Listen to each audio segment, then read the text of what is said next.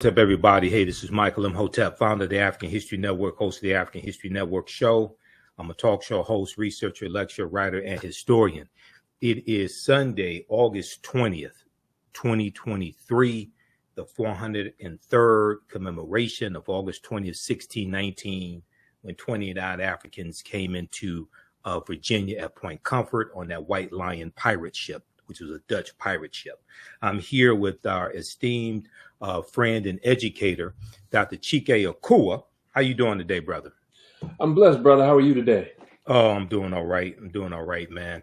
Well, this is a timely conversation. Everybody, today we're going to talk about what Black people need to know about the Florida school curriculum culture wars. And these school curriculum culture wars are spreading across the nation. And specifically, we're going to talk about a Washington Post column that Dr. Chike Akua wrote, came out August 17th, which is Marcus Garvey's birthday as well, August 17th, 2023. And Chike sent me a text message of the article yesterday. I said, hey, we have to interview you on the African History Network show today. Okay, so let me just do a brief introduction of Dr. Chike Akua. He's an assistant professor of educational leadership at Clark Atlanta University and one of the most sought after speakers at colleges, universities, and educational conferences. As an internationally recognized thought leader, Dr. Akua's scholarly research on African-centered education has been published by academic presses in the following publications: African-Centered Education, Theory and Practice in the year 2020, the Journal of Black Studies in 2020, the SAGE Sage Encyclopedia of African Cultural Heritage in North America in 2016, and the Handbook of Urban Education in 2014. His most recent book is the revised and expanded fourth edition of Honoring Our Ancestral Obligations, 7 Steps to Black Student Success, which is used as a text at a number of colleges and universities nationally.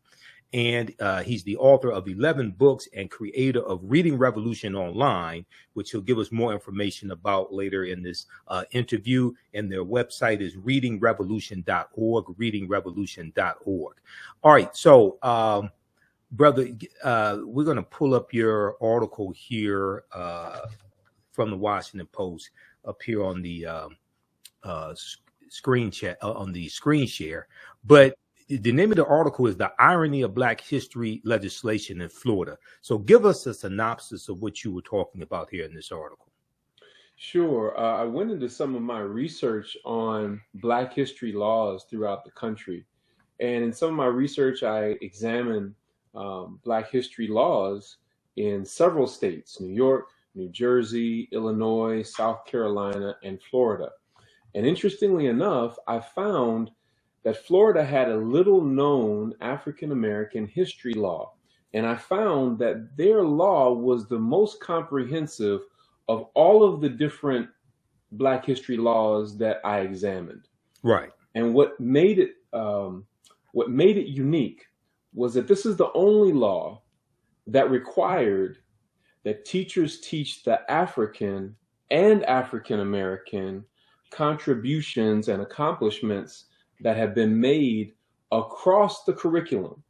So in other words, in those other states, the law required that teachers teach about slavery and the African-American experience starting in America, and only in the social studies classroom.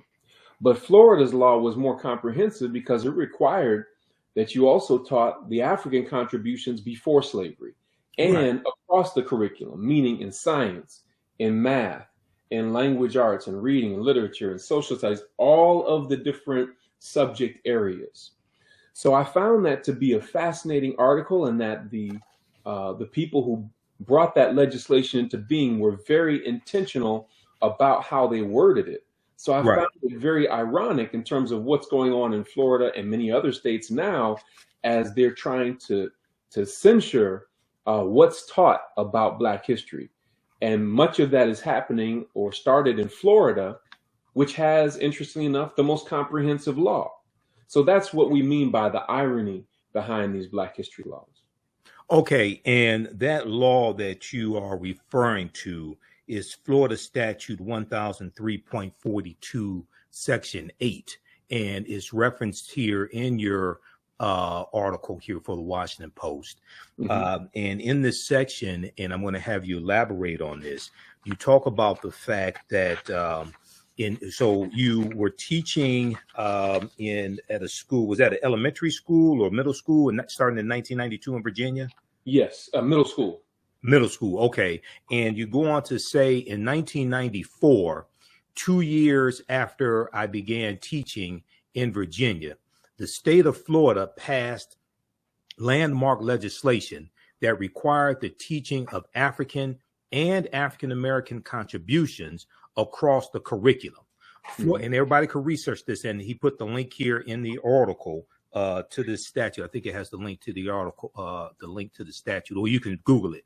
Florida Statute 1003.42, Section H, required that teachers teach, quote, the history of African Americans, including the history of African peoples before the political conflicts that led to the development of slavery, the passage to America, the enslavement experience, abolition, and the contributions of African American society. Okay, so now contrast this. Now you and we're going to talk about your experience in teaching in Virginia as well, but contrast this law and Governor Ron DeSantis, who I loathe and abhor. He has cited this law to try to give cover to the 2023 social studies standards that so many people are raising objection to. And I have those social studies standards. I'm going to show them on the screen as well. I have the PDF of it, of the 216-page document or so. Talk about how this law contrasts with the 2023 social studies standards.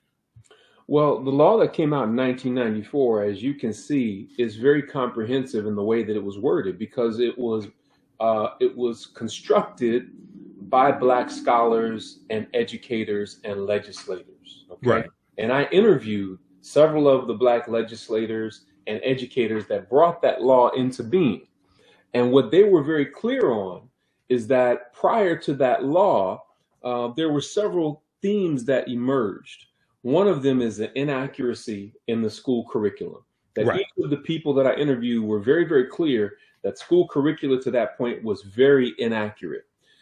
Secondly, not only was it inaccurate, the second theme that emerged was that there were clear omissions that were very important contributions and accomplishments that African people and African Americans had made to American history and to human history.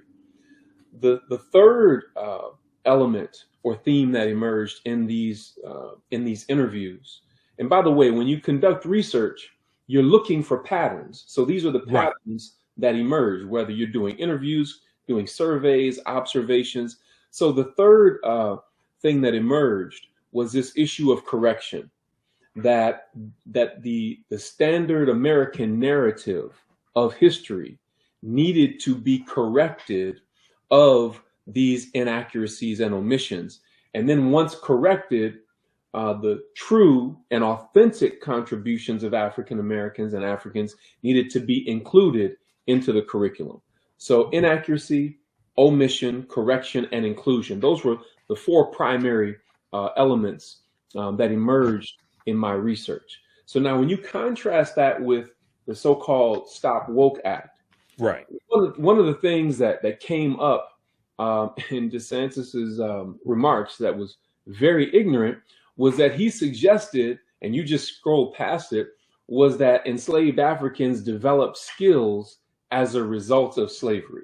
Right, exactly. And I've dealt with that extensively here on the African History Network show, but go ahead, because you do have some historical information here as well, but go ahead and talk about that. Right. So we know, and historical research tells us, that African people brought the knowledge of the cultivation of the cash crops that made America a world superpower virtually overnight. So they brought the knowledge of agricultural engineering as it related to cotton cultivation, Right. indigo, tobacco, Rice. sugar, rice, all of those. And I wish I had added rice in there. I forgot to add rice. Yes. Absolutely. These are the cash crops that made America a world superpower almost overnight. Remember, when Europeans first came to America, they were starving.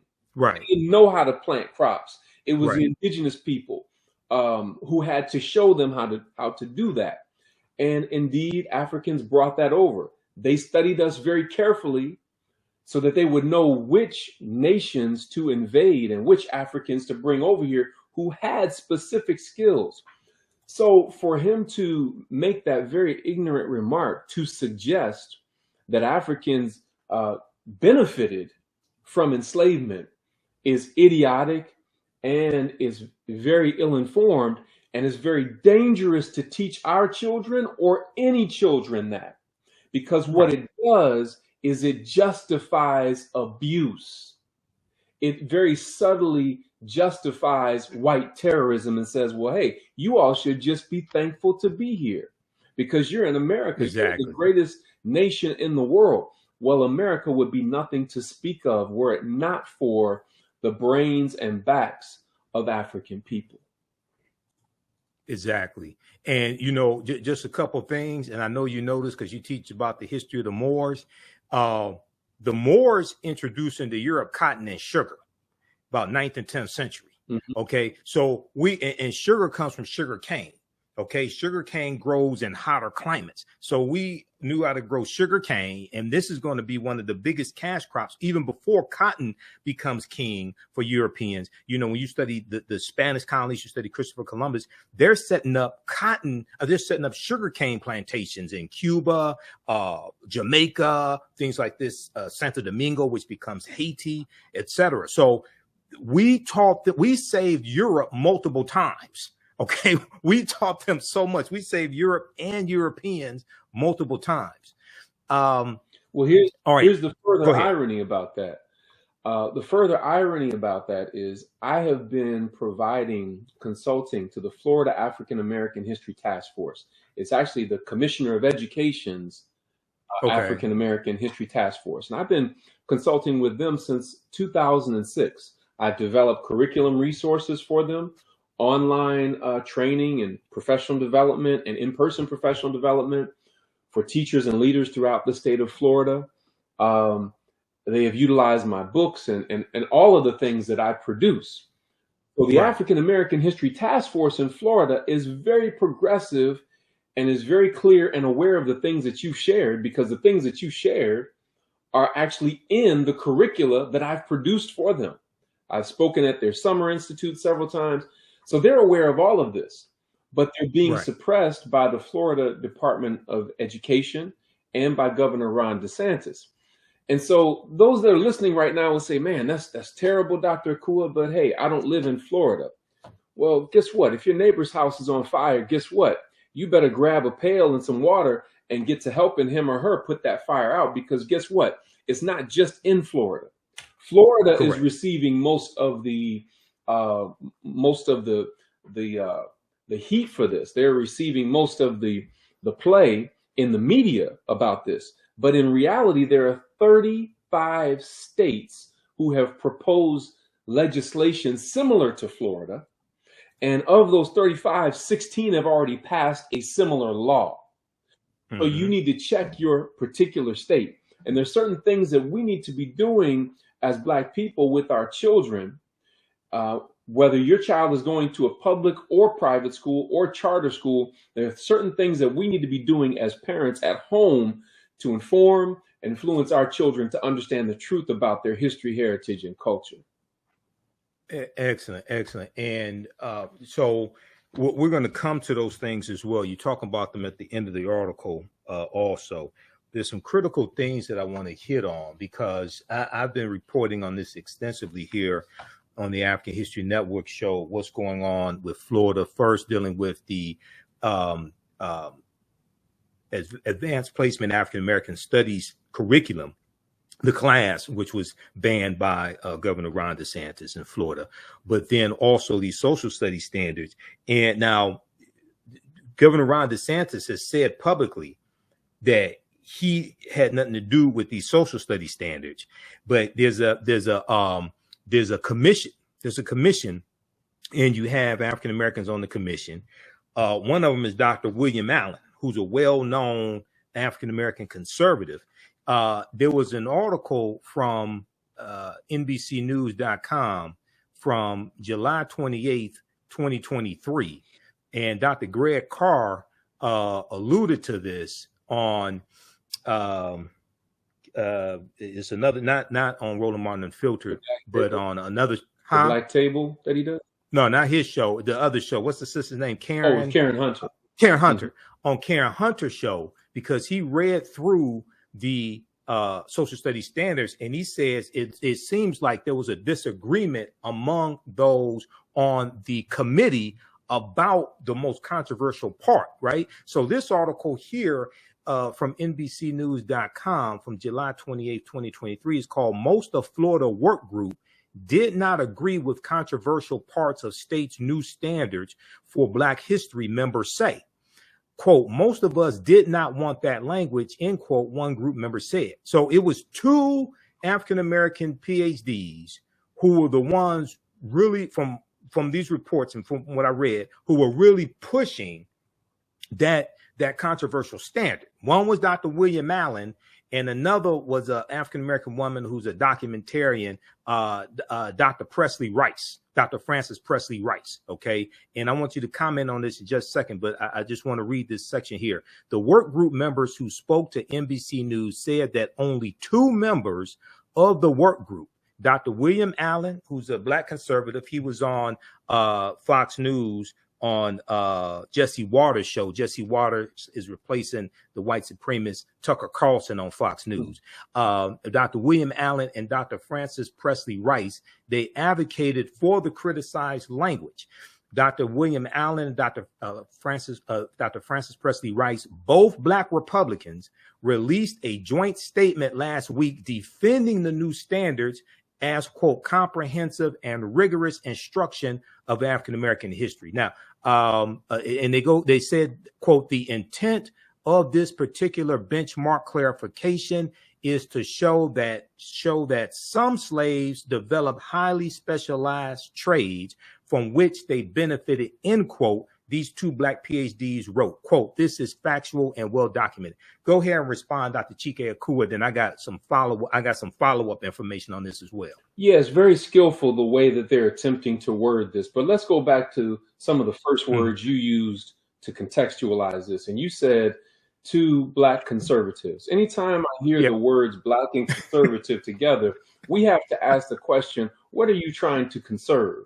Are you trying to conserve traditional African and African-American values, history, and culture? Or are you trying to conserve the views and values of the white people who are paying you to say these things? And I think it's more of the latter, that certain of these so-called scholars are put in place because those that put them in place know that they will do whatever they're told to do.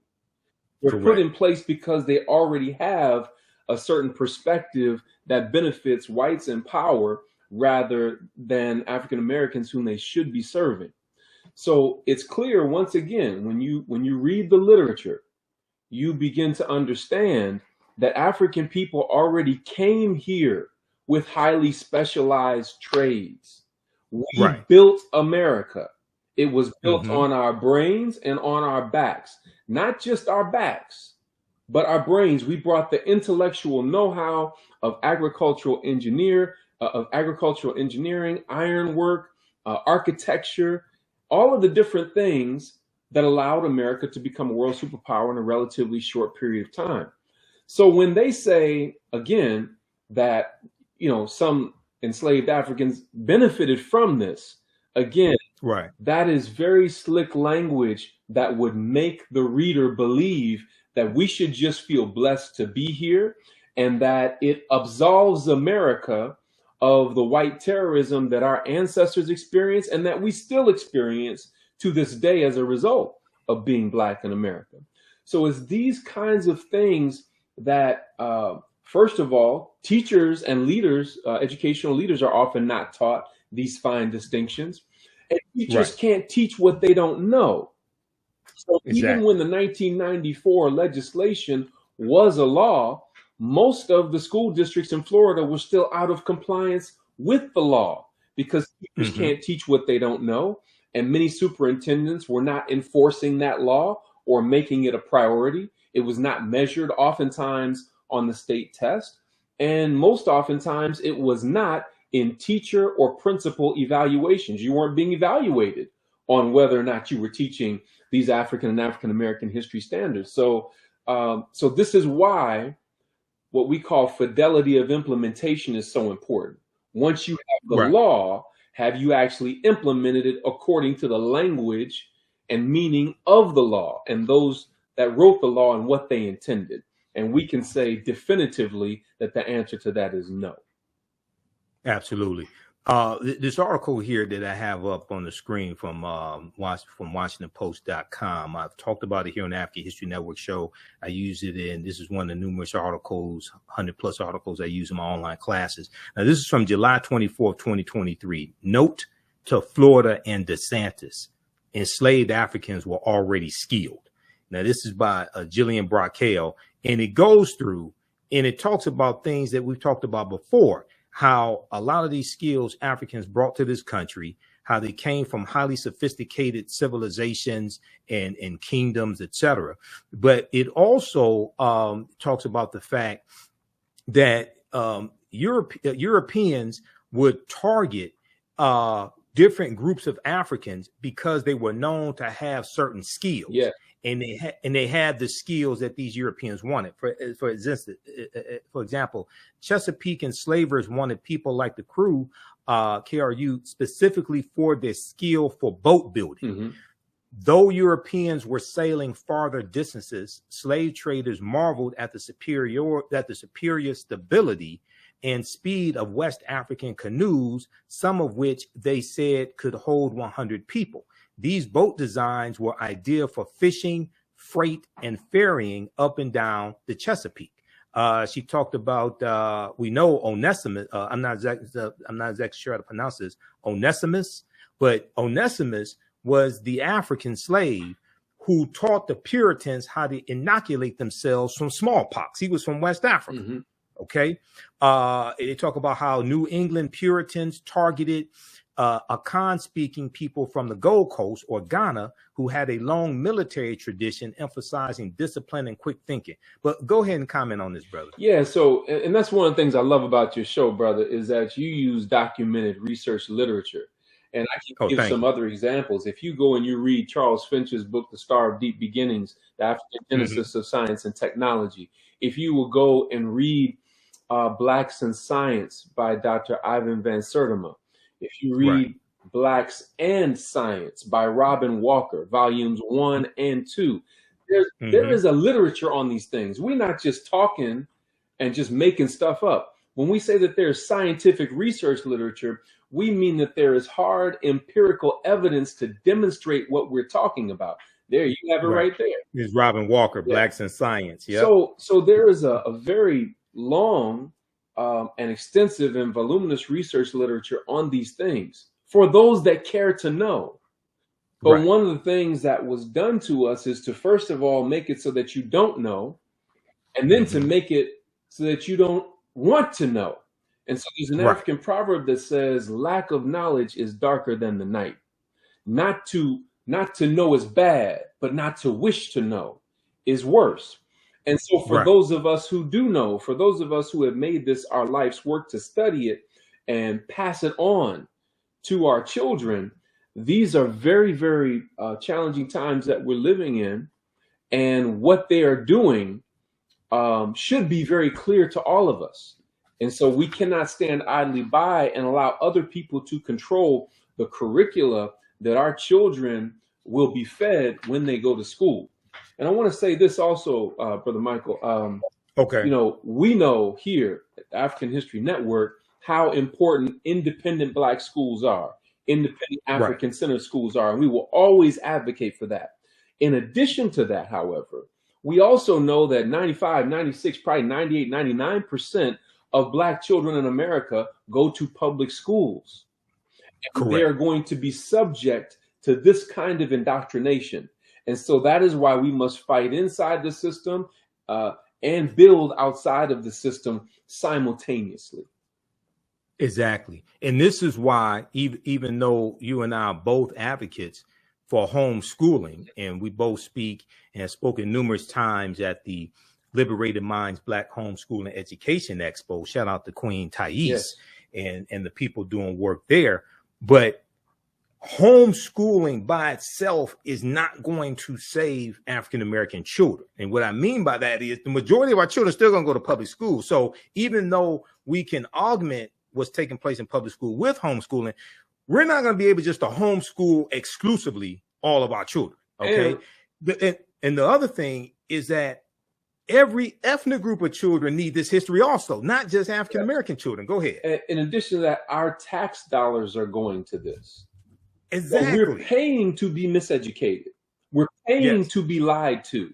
We're paying for what Dr. Kemet Shockley calls a mild form of mental molestation when our children go to these schools. So we're literally paying to be oppressed. And one of the goals of the oppressor is to get the oppressed to participate in their own oppression. And so that's one of the things that's a big problem with this as well. And this is why we must take a stand on this, why we must be vocal about it, and why we must continue to agitate to make sure that these clarifications and corrections are made. But we need to do it at home as well as in public and in the schools. Exactly. I want to go to this article here, then we're going to go back to your article with from the Washington Post. Now, I've dealt with this all extensively here on the African History Network show, step by step. So after the rebuttal from Dr. William Allen and Dr. Francis Presley came out, what happened was, is detailed here in this article here from the Tampa Bay Times, picked up by Yahoo News. I want everybody to read this. Benefited from slavery. Critics say some of the state's examples were never even slaves. So this is what happened. To push back on the criticism that was taking place across the country, you had a spokesperson for the Department of Education named Alex Lanfranconi. Alex Lanfranconi, a spokesperson for the Florida Department of Education, said the experts stand behind their examples. So they put out 16 examples of African Americans who they claim were slaves and who they said gained skills during slavery that they were able to use to their benefit. Okay. Responding to mounting criticism, the department, referring to the Florida Department of Education, issued a statement Thursday offering 16 examples of historic figures it said fit that description. Okay. The description of people able to enslaved and gained, suggesting some slaves benefited from skills they learned while enslaved. That they develop highly specialized abilities that help them later in life is, quote, factual and well documented, end quote, the Florida Department of Education stated. Asked for more information on Friday, Florida's Department of Education cited references, the Colored Patriots of the American Revolution, which is an 1895 book by William Cooper Nail. I don't know why they had to go back that far. And Encyclopedia of African American History, 1619 to 1895, which is a 2006 book edited by Dr. Paul Finkelman. We had Dr. Paul Finkelman here on the African History Network show a few years ago when he was speaking at the Charles H. Wright Museum of African American History. Now, Alex Lanfranconi, a spokesperson for the Florida Department of Education, said that experts stand behind their examples. Dr. Francis Presley Rice, a co-founder of the Yoakum African American History Association and chairperson of the National Black Republican Association, already there, warning flags all over the place, National Black Republican Association, she's the chairperson, provided the information to the Florida Department of Education. But other sources offer conflicting descriptions of the 16 historic figures, and critics came forward to attack the department's claims. Among the problems historic sources show several of the 16 individuals were never even slaves. Go ahead and comment, and I'm going to pull up the 16 individuals, brother, because almost half of them were never slaves. Go ahead. Yeah, so there were many Africans who not only brought their skills with them from Africa, but there were many who were free people in the Americas. Yes. Who had developed their skills and were working in everyday life. But, you know, we could shut this down with one simple comment, brother. And it's simply this, and I have to give a shout out to my brother, JR, who shared this with me. Okay. Would there be anyone so ignorant as to suggest that Jews benefited from the Holocaust? No, there wouldn't. You know, even so no one would not Jews as a whole. No one would even think to say something so outrageous. Right. But why is it that there are those that think that they can say that regarding African and African American people? This is a question of power or lack thereof. And so, again, it seeks to justify abuse and white terrorism. It subtly says, once again, y'all should just be glad to be here. You know, what if, you know, look at Africa now. What if you were over there now? Well, if Africa hadn't been invaded, exactly, you know, in the ways that it was, if African people were not brought here, there would be no America worth coming to, because we were the ones that built it into something that was appealing and attractive to make people want to come here. But again, these are the fine distinctions that leaders and teachers have to have when they're teaching these different standards. Exactly. And not only that, we take it back to Dr. David Imhotep and the first Americans were Africans documented evidence. There's overwhelming evidence to show the African presence here tens of thousands of years ago, at least 51,700 years ago. So this, to be quite honest, this was our land stolen from us. Absolutely. Okay. You know, so people have to understand that as well. So people go through and read this rest of this article, and we're going to go back to your piece here in just a minute. They go through and give examples of, and this is what's so disturbing, that these people, now the two, so if you listen to Governor Ron DeSantis, he says, well, these standards were put together by two PhDs. These are the people, these are the two PhDs he's talking about. And one of the examples they gave was Booker T. Washington, who is included on the state of Florida Department of Education website as an educator. Booker T. Washington was enslaved, but did not gain his skills until after he was freed at age 9. He worked in mines and as a houseboy before entering school, according to Tuskegee University, which he founded in 1881. They also gave, these two PhDs gave the examples of James Forten and Lewis Latimer. And they said that they were slaves who gained their skills during slavery. Okay, the Florida Department of Education said Lewis Latimer was a blacksmith. Lewis Latimer that dealt with the filament when it comes to the light bulb, things like this. The inventor, Lewis Latimer. Right. Okay, the department said Latimer was a blacksmith born into slavery in 1848 and freed in 1852. And James Forten, the ship magnate, was a shoemaker born into slavery in 1766 who escaped in 1788. A museum dedicated to Lewis Latimer states that he was born to two self-liberated, formerly enslaved parents. He was self-educated. He worked as an inventor, participating in the development of the telephone and incandescent lighting, among other inventions. And then the Museum of the American Revolution describes James Forten as a black entrepreneur born to free black parents. He served on privateer ships during the Revolutionary War and became a wealthy sailmaker. So about half of their examples that they gave to justify saying that you had some African Americans who were slaves and gained skills during slavery that they could use to their benefit later in life, half of them were never slaves. Go ahead, and we're going to go back to your article. So you're doing what I do as a professor who oversees dissertation research. When I look through the draft of a dissertation of one of my students who's conducting research, I'm looking to make sure that their explanations are in alignment and whether it flows with the proper logic. And just as you've demonstrated, and the writer of this article has demonstrated, their logic does not flow logically. It is illogical.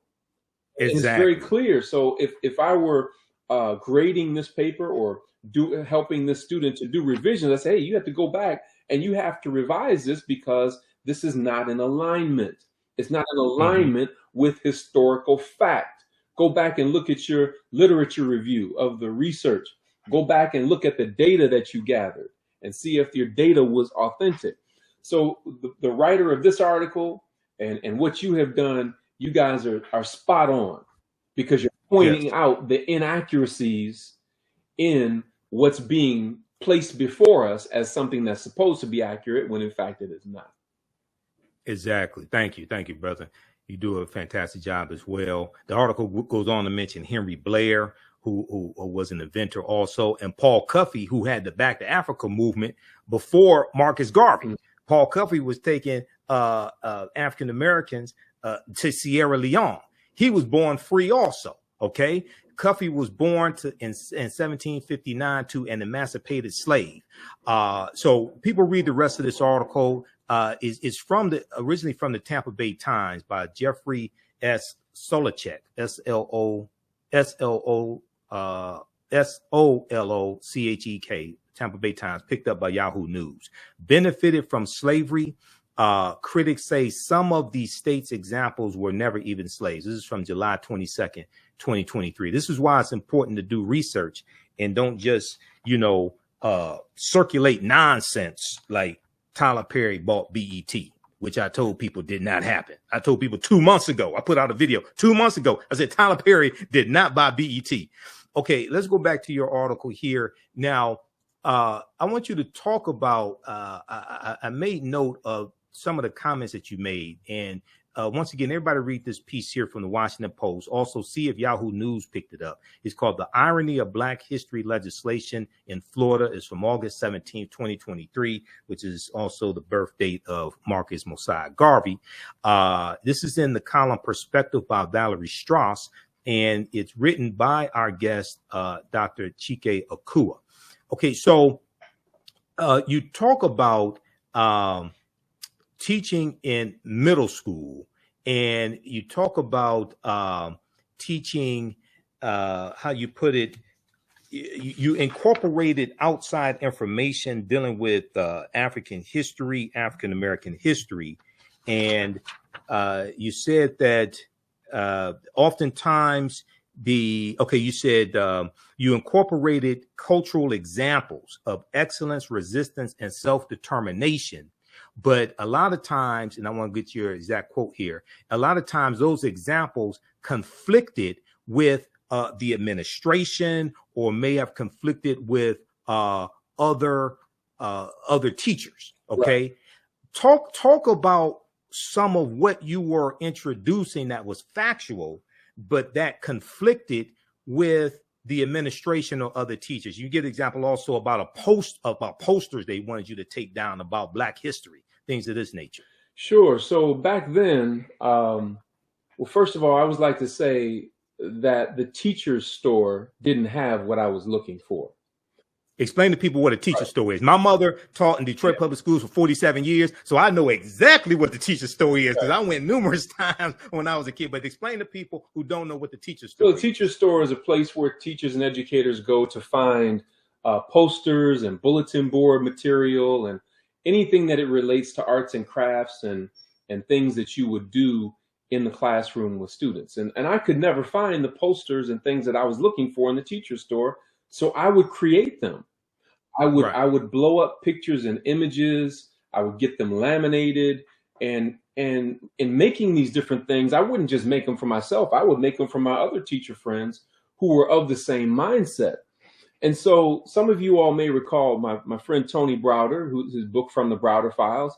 He has this amazing picture of a muscular African man with arms outstretched, with a Kemetic or Egyptian headdress on, and a silhouette of Africa behind him.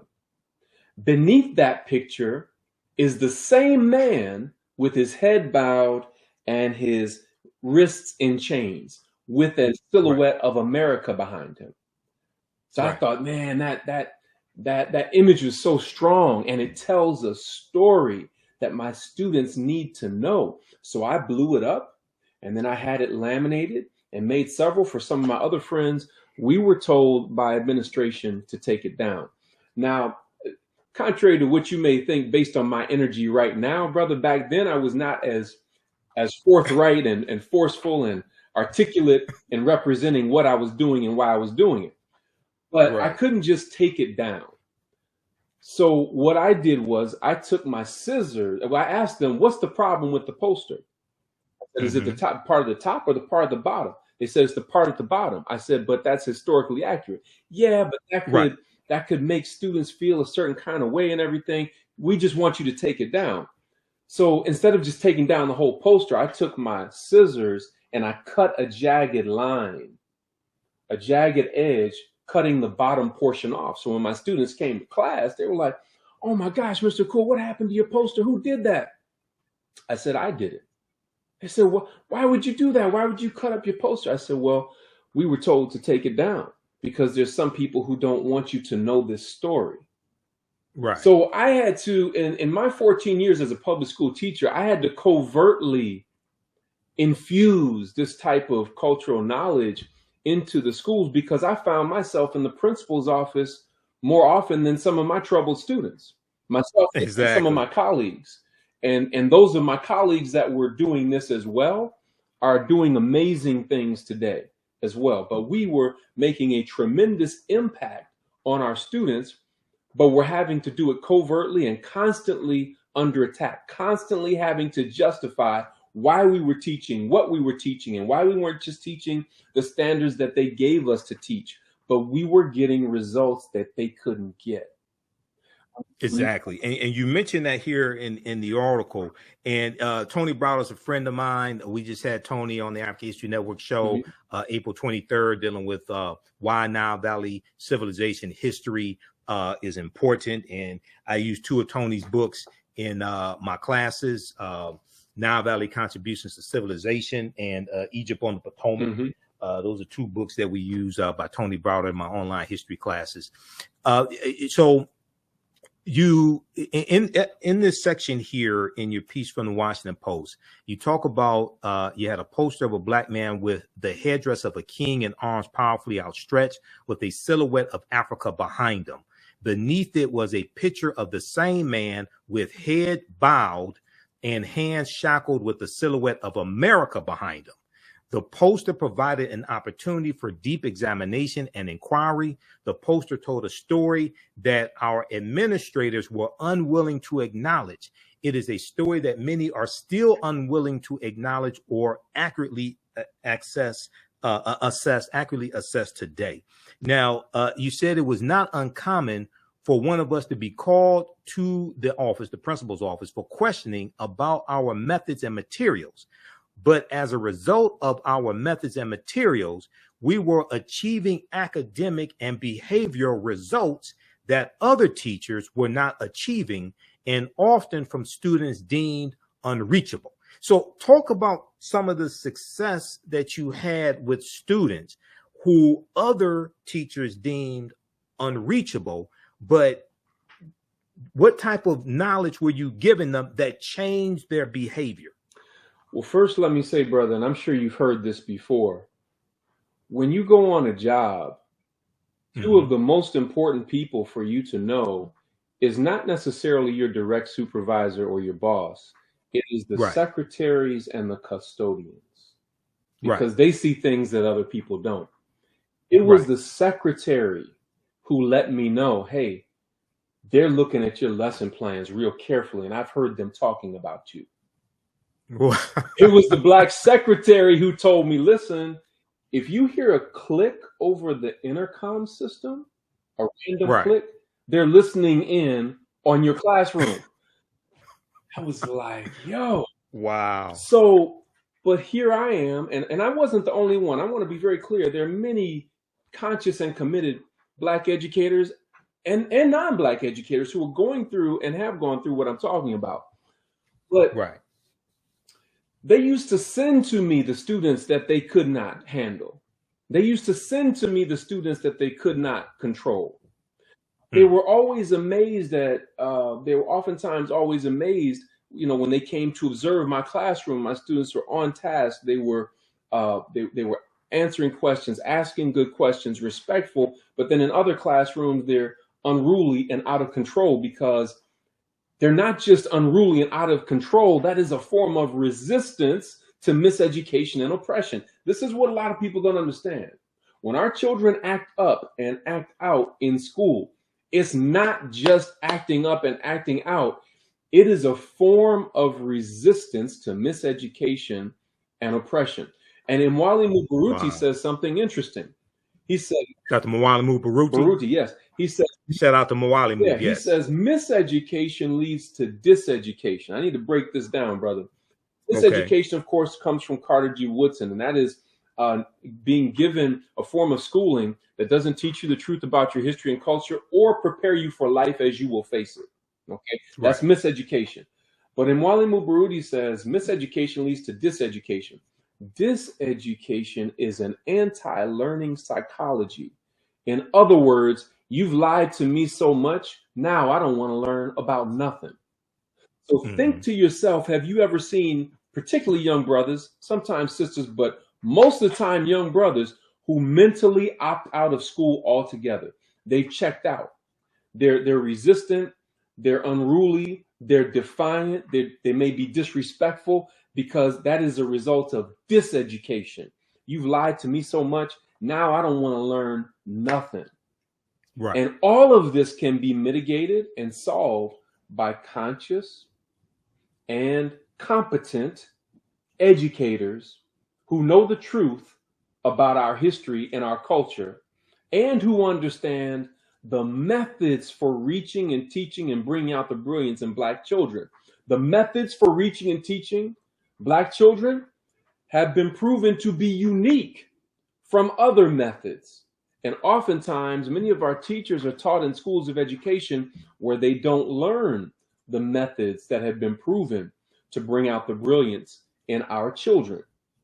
So we already have a chronic teacher shortage. And then the teachers that do get results, you put the heat on them because they're teaching in culturally relevant and responsive ways, and they're teaching truths that you're not comfortable with. So this is what we're facing in the schools today, and it's something that needs to be dealt with head on. Exactly. I totally agree with you on that, man.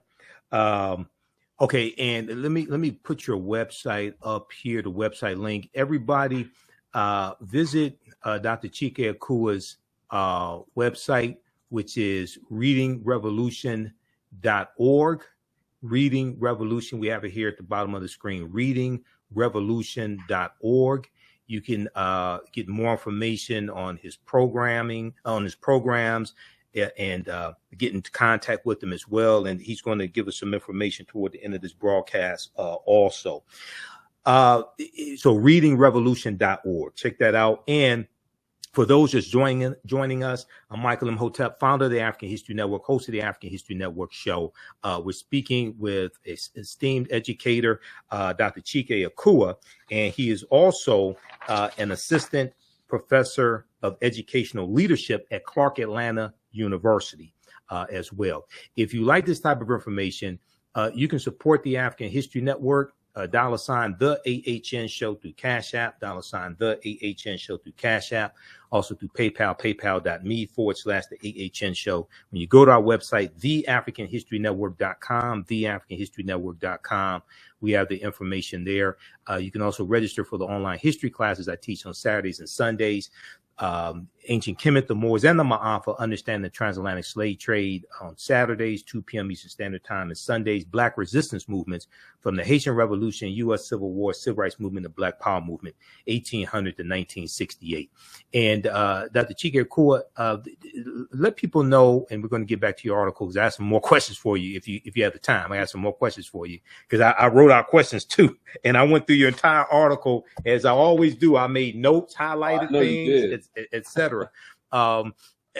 Let people know about readingrevolution.org for a few minutes, if you don't mind. Sure. So I'm always reminded of the words of Dr. Maulana Karenga when he said, from a Black studies perspective, you don't talk about you don't have a critique without a corrective. In other words, you Yes. don't talk about a problem unless you have a solution. So we've been talking about the problem for some time, but throughout the entirety of my career, I have always developed my own curricula to fill in the gaps of what I felt my students needed to know. And I didn't just do that for my students. We published those materials, and those materials are circulating around the world now. The one that we're most proud of, that's being utilized in homes and in some school districts around the country and internationally, is Reading Revolution Online. And what I like to do, brother, is I would like to take everybody behind the scenes to see it, because when I was a reading specialist in the public school system, they sent all the students to me who would not pass the state test in reading, but they didn't have a curriculum, which to me was great, because I probably wasn't going to teach from it. No way. I was going to create my own stuff, because it probably wouldn't have met my students' needs. So every day I would write up a brief reading selection about an African or African American hero or shero, ancient or modern. And I would add 10 multiple choice questions to it, because I wanted the structure to mimic what they would experience on the state reading test. And so after doing about 30 of those selections, Spirit kind of whispered to me and said, hey, this needs to be a book. So I called on another good friend of mine, Brother Tavares Stevens, and we wrote the book Reading Revolution. And that book did very well. It went national and international. It contains 90 of those reading selections, okay? But in 2018, we began the process of digitizing all of that content so that we could make it available on an interactive platform. And so that's what I want to share with you right now. So let me know when you can see my screen, brother. Okay, I just turned it on. Yeah, I can see it. Okay, so remember, there are 90 reading selections in Reading Revolution Online. For each of the reading selections, there are 4 activities. Okay, so you can see me scrolling. And if you can zoom in on your screen a little bit, so people can read the lines. If you want them to be able to read it. Let me scroll down to the one I want to do.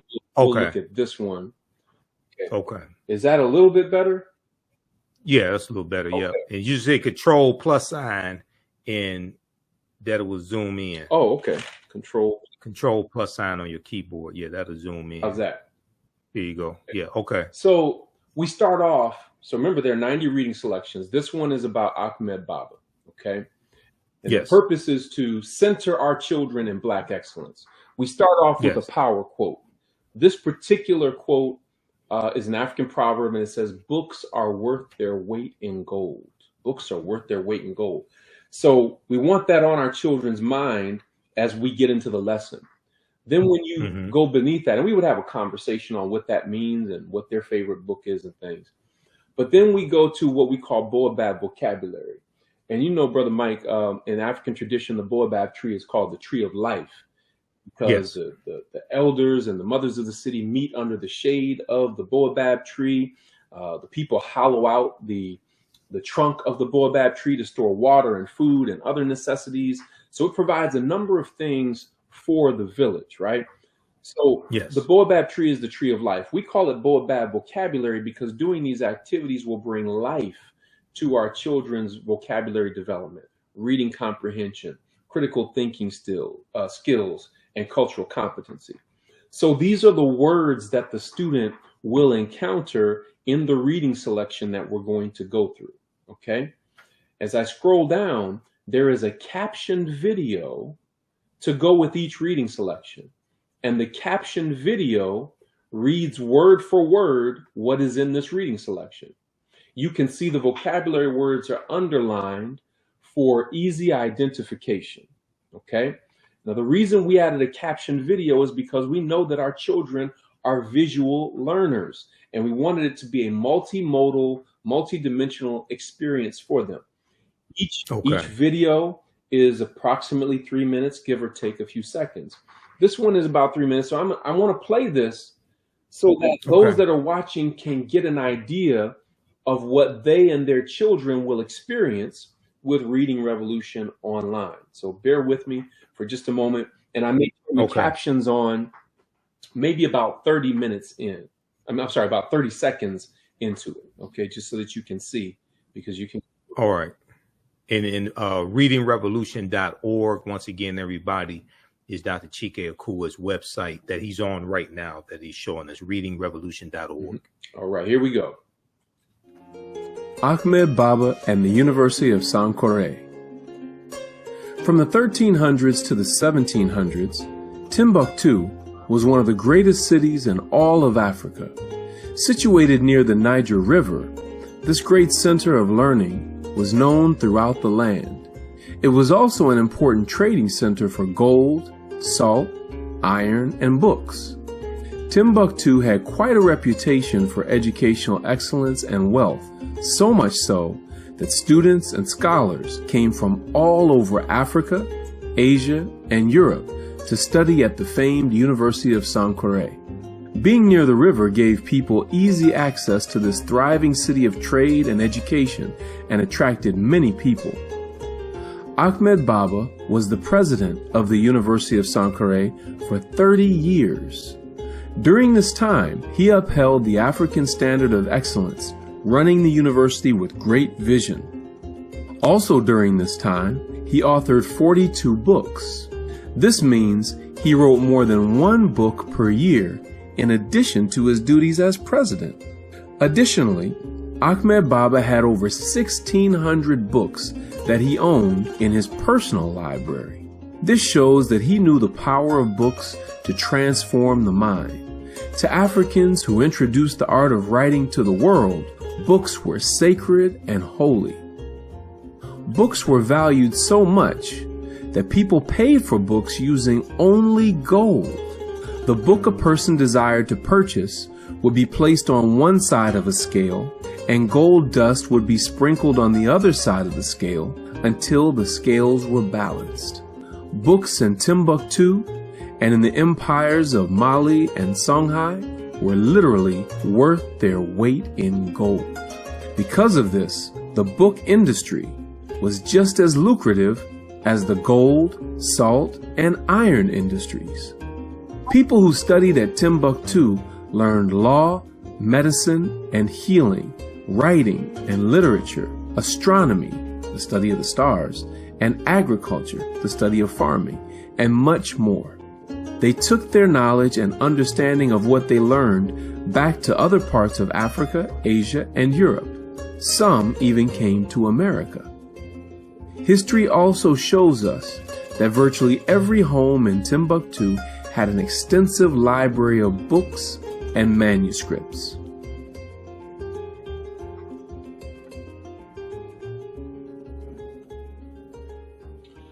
Okay, before. All right, that's great. Yeah, that's fantastic. Go ahead. Before I go into the activity, brother, can you just tell me anything that stood out to you in watching that brief video clip? Just anything. Well, Ahmed Baba being the president of the University of Sankore for 30 years, I knew he had a library of 1,600 books. I knew he wrote numerous books. He wrote 42 books. Reminds me of the 42 laws of the 42 negative confessions of Muhammad. Right. Then also every home in the city of Timbuktu, in the Mali Empire, had a library in the home as well. And I tell people, people that watch the African History Network show, I tell them we need to have our own University of Sankore in our homes. We have entertainment centers, but we need to have learning centers in our homes as well. Absolutely. And, you know, like so many people, I was miseducated in my K through 12 schooling process. But when I started learning the truth, you know, when I was growing up, brother, we used to say, man, I'll knock you all the way to Timbuktu. Right. I didn't know that was an actual place, though. An actual place where people came from all over the world to study at the feet of our ancestors, right? Yes. So after listening to the video and reviewing the printed reading selection, the student would then go down here to the Baobab vocabulary activity. And what you see is the vocabulary word on the left-hand side, the definition on the right-hand side. So the duty of the student is, this is a click and drag activity. So they click and drag and bring the two together. So we know astronomy is the study of the stars. So we click and drag that and put those two together, right? We know Agriculture is the study of farming. So we click and drag and put that in place, right? We know the word sacred means holy, and we put that together. After the student does all of these, they would then click at the bottom and the system would score that for them, okay? Okay. So for the 90 reading selections, there are 4 activities. Again, 90 reading selections, 4 activities for each one. The first activity is the vocabulary activity. The second activity is a comprehension assessment. And I'm going to just run through these real quick, and you'll see some of the vocabulary words in here as well. I'm going to get some of them wrong on purpose for the sake of time. I'm just going to run through this. I'm going to get some of these wrong so that you can see how our system scores it. Okay. Let's see. So this is what we call a short cycle assessment. That is a student reading a brief passage and then answering some questions about it. And again, I'm going to get some of them wrong intentionally just so that you can see how our system scores it. All right. Okay. And so I'm on number 10 here. Let's see how we did. So we got an 80. So now you can see what you got wrong, what you got right, and so forth. And so a parent can use this at home. If we know, see, we market my products to school districts all over the country and even internationally. But what I'm saying to Black folk is we can't wait for school systems to get a clue. You see what's happening with these retrograde policies and laws where they are literally telling you, we want you to stay asleep. That's why we call it stop woke, right? Yep. So we have to then take the responsibility to teach our children the truth at home so that at least when they go into school, they're now equipped to deal with the lies that they're being told, okay? So that was our multiple choice comprehension assessment. We had the vocabulary, we had the comprehension, now we have the grammar. This is where we take several items from the reading selection, and the student then has to retype each sentence, adding capitalization, punctuation, and changing verb tense where necessary. We don't have time for me to do all that now, but I'm just going to submit it. You see that I got a 0 because I didn't complete it, right? This is going to improve our children's grammar and writing skills as they're focusing on these particular elements of grammar and so forth. And the whole idea of what I was trying to do here, brother, was really replicating my classroom and what I was doing with my students to be able to get the results that I got. I was able to take some students from F's to A's in language arts and reading and get past the state test and so forth through these culturally relevant and responsive practices, through these African-centered or Afrocentric teaching practices. But if we're going to have a reading revolution, we also have to have a writing revolution. Right. And so for each of the 90 reading selections, we have a writing prompt also. This one says, Ahmed Baba wrote 42 books. If you were going to write a book, what would it be about? Would it be fiction or nonfiction? Who would the book be for? What age range or audience? Describe and explain. So the parent or the teacher would then tell the student, okay, I want you to write a paragraph, or I want you to write 2 paragraphs about this particular writing prompt. And our platform will archive that writing for them, right? In addition, a parent or a teacher can track their child's progress across all of these activities, all of these reading selections. It's an amazing resource. Now, again, I'm just returning from Chicago, from a school district just outside of Chicago, who is implementing this program district-wide. They got it. They get it. They understand the need for this. And there are many other districts that are utilizing it. But again, parents, we can't wait for school districts to get a clue. If you have your son, your daughter, your niece, your nephew, your grandson, your granddaughter, right? We need to make all Black people aware that this resource is available to make sure that they're centered in the best of their culture, so that when they hear these erroneous remarks of miseducation, they will know who they are, whose they are, where they come from, and where they're going. Again, it contains examples of African excellence from ancient times to modern. right? Okay. So we wanted to give our children a very well-rounded example of what our excellence looks like. And then I want to show you something else real quick too, brother, because Okay. this may be just as important. Okay. So now I'm going to the website. What I showed you before is behind the scenes once you get a Reading Revolution online membership. But I'm going to scroll down here and hopefully you can see this picture of the Reading Revolution team. Can you see that right there? We're all dressed Yes. in blue. Yes. And you said to blow that up, I can press Control Yeah. plus. Yeah. Control plus sign. Yes. There. Okay. So I want you to see them because that is actually my family, brother. Okay. This is a family affair. We got together and we did this. You can see in the bottom left-hand corner is a picture of my wife. She is a master teacher in her own right. She did a number of the editing and the voiceovers. So when you listen to the videos, it won't just be a male voice. Sometimes you'll hear a female voice, right? Right above her is my oldest son, Jabari. He's a computer engineering and game design major. He did all of the audio engineering for Reading Revolution online. Next to him is his younger brother, Amari. Amari is a film and media major. Amari did the videos, but when he saw the scope and the scales, he's an amazing photographer and videographer. But when he saw the scope and the scale of the project, he called upon his girlfriend, Ayana, who's in the bottom right-hand corner. She is an amazing communications major and an amazing video editor as well. So he got her assistance in putting together all of these 90 video clips. In the middle is my niece, Kaylee, who is also a STEM major. She did some of the voiceovers and some of the editing as well. So this is a family project that we are making available to our people all over the world. And I'm sharing that with people to let them know that we don't just talk about the problems. Right. We create Exactly. solutions. And when you look at the results, look at what Dr. Marcus Jackson had to say here.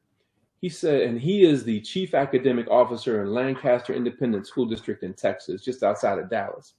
He said, as educators, our goal is to ignite a flame that burns for knowledge.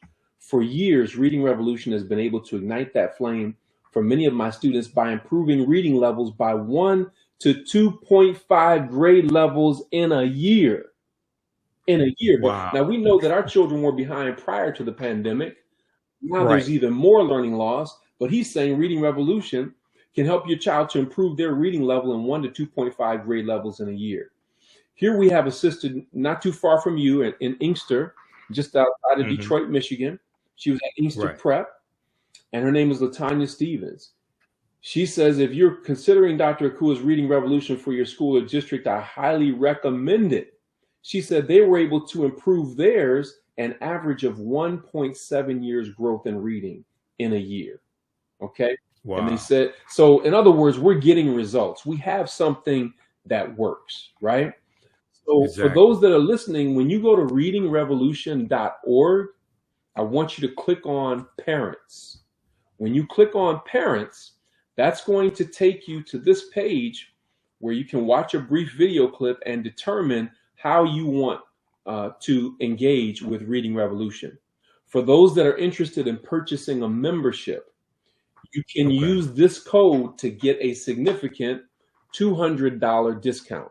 All right, taking it from $497 to $297. And the code that you want to use is just READ in capital letters, READ. So when you click on to purchase, it will take you to a screen that asks for the coupon code. And the coupon code, I'm gonna put that code on the screen if you don't mind. Yes, READ in capital letters. Okay. But when you think of the things that we spend money on for our children, $100 and $150 shoes, dozens of video game cartridges and different things that they use to access video games, where they're paying Jordans $30, $40, $50 per game and so forth.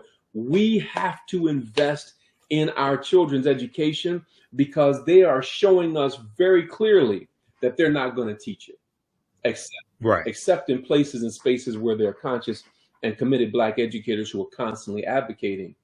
But still, we have to do this at home. Exactly. And we really want to encourage everybody to use it. And I've talked about on this show here the war against African American history being taught in the schools across the country, especially in former Confederate states like Florida and Georgia, things like this, especially these former Confederate states, because what's taking place is they want to suppress the teaching of the history of the past that teaches you how you got here. And then in those same states, they have passed voter suppression laws to suppress your ability to vote and have your vote counted, okay, to suppress your ability to impact the future. All right. So this is what's taking place. And this is orchestrated. It's not a conspiracy because it's happening in plain sight. You can read about it. It's not like some deep plot. No, you can read about this. And to give you was one quick example, and then I want to wrap up with your article from the Washington Post, because I do want to go back to that. So there's a deep article from NBCnews.com that deals with the origin of the anti-critical race theory movement. Okay. And it talks about how it goes back to Donald Trump in 2020. Okay. September 2020, when he was president, and an executive order that he did attacking, he was attacking, it was in the training that was taking place in the federal government. It was attacking critical race theory and diversity, equity, and inclusion being that taking place in training with the federal government. I'm going to pull up this exact article because I want everybody to read this. And it goes through and breaks this down. It's called How Trump Ignited. Let me get the exact article here. How Trump Ignited the Fight over critical race theory in schools. How Trump ignited the fight over critical race theory in schools. Now, this also is an example, one of the numerous examples of how elections have consequences and how you cannot let crazy people have power. Okay. And this is something I was warning people about in 2016 about Donald Trump. And I was warning people what was going to happen. And it was a whole lot worse than I thought, but I saw these things coming. Okay. But a lot of people didn't understand history and didn't see this coming. How Trump ignited the fight over critical race theory in schools. Republican lawmakers across the country have proposed bills to ban critical race theory in K-12 schools. Here's what that really means. Now, critical race theory is a legal analysis that's taught in law school, graduate school, and a little bit at the undergraduate level. It's not taught in K-12. All right. But what they're doing is they're taking everything that they don't like about teaching the history of slavery, African-American history, things like this. They're putting all this underneath an umbrella that they have redefined as critical race theory. It's not critical race theory. They have redefined it as critical race theory. And then they flooded Fox News with all these stories because there's another 16-page analysis from NBC News that deals with the role that Fox News has played in this as well. But if you look at this piece here, okay, the proposed policies mimic former President Donald Trump's this was a September 2020 memo or executive order ordering the Office of Management and Budget to stop funding training on critical race theory for federal employees, calling it a, quote, propaganda effort, end quote, calling it a propaganda effort. Around the same time, September 2020, around the same time, Donald Trump condemned the 1619 Project, a Pulitzer Prize winning 2019 New York Times report led by reporter Nicole Hannah-Jones that holds America was truly founded not in 1776, but 1619, when the first enslaved people were brought to the colonies. Now, we've already talked about, we were here for tens of thousands of years before that. August 20, 1619 did happen, but we have to understand this was our land stolen from us. Educators embraced this message and began utilizing the project and looking for resources to teach a more holistic history of the country. Donald Trump rebuked the 1619 project as a, quote, warped, distorted, end quote, portrayal of American history. Both the executive order he did, the memo, and this attack sparked the commission of the 1776 report, which Donald Trump ordered. The 1776 report, he created this commission, and the 1776 report was meant to combat the contents of the 1619 project. The countrywide uprisings in the wake of the deaths of George Floyd, who was killed May 25th, 2020 in Minneapolis, Minnesota, only fueled the matter, with pundits debating the nation's fraught history of racism. Thus, although President Joe Biden reversed Donald Trump's initial ban, because Joe Biden, when he came into office, he dismantled the 1776 project and removed it from whitehouse.gov. Thus, although President Joe Biden reversed Trump's initial ban in January of 2021, the seed had been planted. The seed had been planted. Go ahead, brother, and comment on this. No, it's very, very clear the efforts that are being taken to suppress the truth. And we call this a manufactured crisis. Yes, this it is. Manufactured crisis around critical race theory, the fact that CRT, critical race theory, is not taught in K through 12 schools. Right. It's a manufactured crisis to gain the attention, to get more attention to Republicans, to increase their power base. Right. Yes. So this manufactured crisis is coming up against anything that critiques the standard American narrative of white supremacy. Correct. Anything that comes against that standard narrative of white supremacy ideology is going to be overshadowed by these different bans, by these policies and laws that are being passed. And that is why we need to wake up really quick and organize our people to understand these things. Carter G. Woodson said many, many years ago, there are two kinds of education: the kind you're given and the kind you must give yourself. The kind you're given is the kind that takes place in the public school system, which, by the way, as Du Bois said in Black Reconstruction, that public education in the South was a Negro or Black idea. And guess what? Yes. In the Nile Valley in ancient Kemet, we had free public education for males and females. When you go to West Africa and look at the great empires of West Africa, Ghana, Mali, Songhai or Songhai, free public education for males and females. When the Moors took over in Andalusia, which is present-day Spain and Portugal, had an influence throughout all Europe for almost 800 years, one of the first things they set up was free public education for males and females. That's why it was very natural when we got to America and gained our emancipation. One of the first things that we did was build free public schools for males and females. Remember, white folk didn't even want education for all of their own people. Correct. For poor white people, they were like, y'all don't need no education. We just need y'all to keep these niggers in line. And you don't need an education to do that. All you need is a whip and a gun. So it was Black people who are responsible largely not only for free public education, but also for males and females. Because remember, the females were being suppressed in Eurocentric society. But we had a sense of complementarity in our traditional African values. So we have an ancestral obligation to ensure that our children receive the best education possible.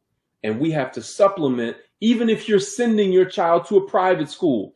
I promise you, most private schools don't have the type of curriculum that I just shared with you. So this is very important that we get on board. I totally agree with that. One of the things you mentioned here in this article is on page 2. You said, I knew as a language arts teacher, there were many rich examples of reading, writing, language, and literature that developed in early Africa. There are many robust research-based examples to demonstrate this. For example, the teachings of Ptah-hotep is regarded by some scholars as the oldest complete text in the world, dating back more than 4,300 years ago. Talk a little bit about the teachings of Ptah-hotep and how you introduce this or how you use this to teach your students. Sure. So the teachings of Ptah-hotep was brought to our attention back in 1987 when it was published by Asa Hilliard, Nia Damali, and Baba Obadeli Williams. Nia Damali, interestingly enough, owns Medu Bookstore in the city of Atlanta. And of course, Baba Asa Hilliard and Baba Obadeli Williams have transitioned to the ancestors. But the teachings of Ptah-hotep contains 37 wise sayings. And Ptah-hotep was the ancient scribe in the king's court who wrote the book when he was 110 years old. How do we know that? Because in the preface of the book, he says, I'm 110 years old, right? Right. In addition to that, it is a type of literature that we refer to as wisdom literature. The most familiar wisdom literature that our listeners are probably familiar with would be the book of Proverbs in the Bible, okay? But this predates the book of Proverbs by well over 1,000 years, and you find many of the same sentiments in the teachings of Ptah-hotep later show up in the book of Proverbs in the Bible. Right. So it's a tremendous text that teaches young people our morals and our values and principles of leadership and issues of integrity and respect and so many just lifelong lessons that would serve our children so well. And again, not only do our children need to know this, all children need to know this. Exactly. Because when all children are not taught these things, I say in the article that every culture holds a key to unlocking the challenges that all humans must face. So when any culture is suppressed, all of humanity is diminished as a result of that.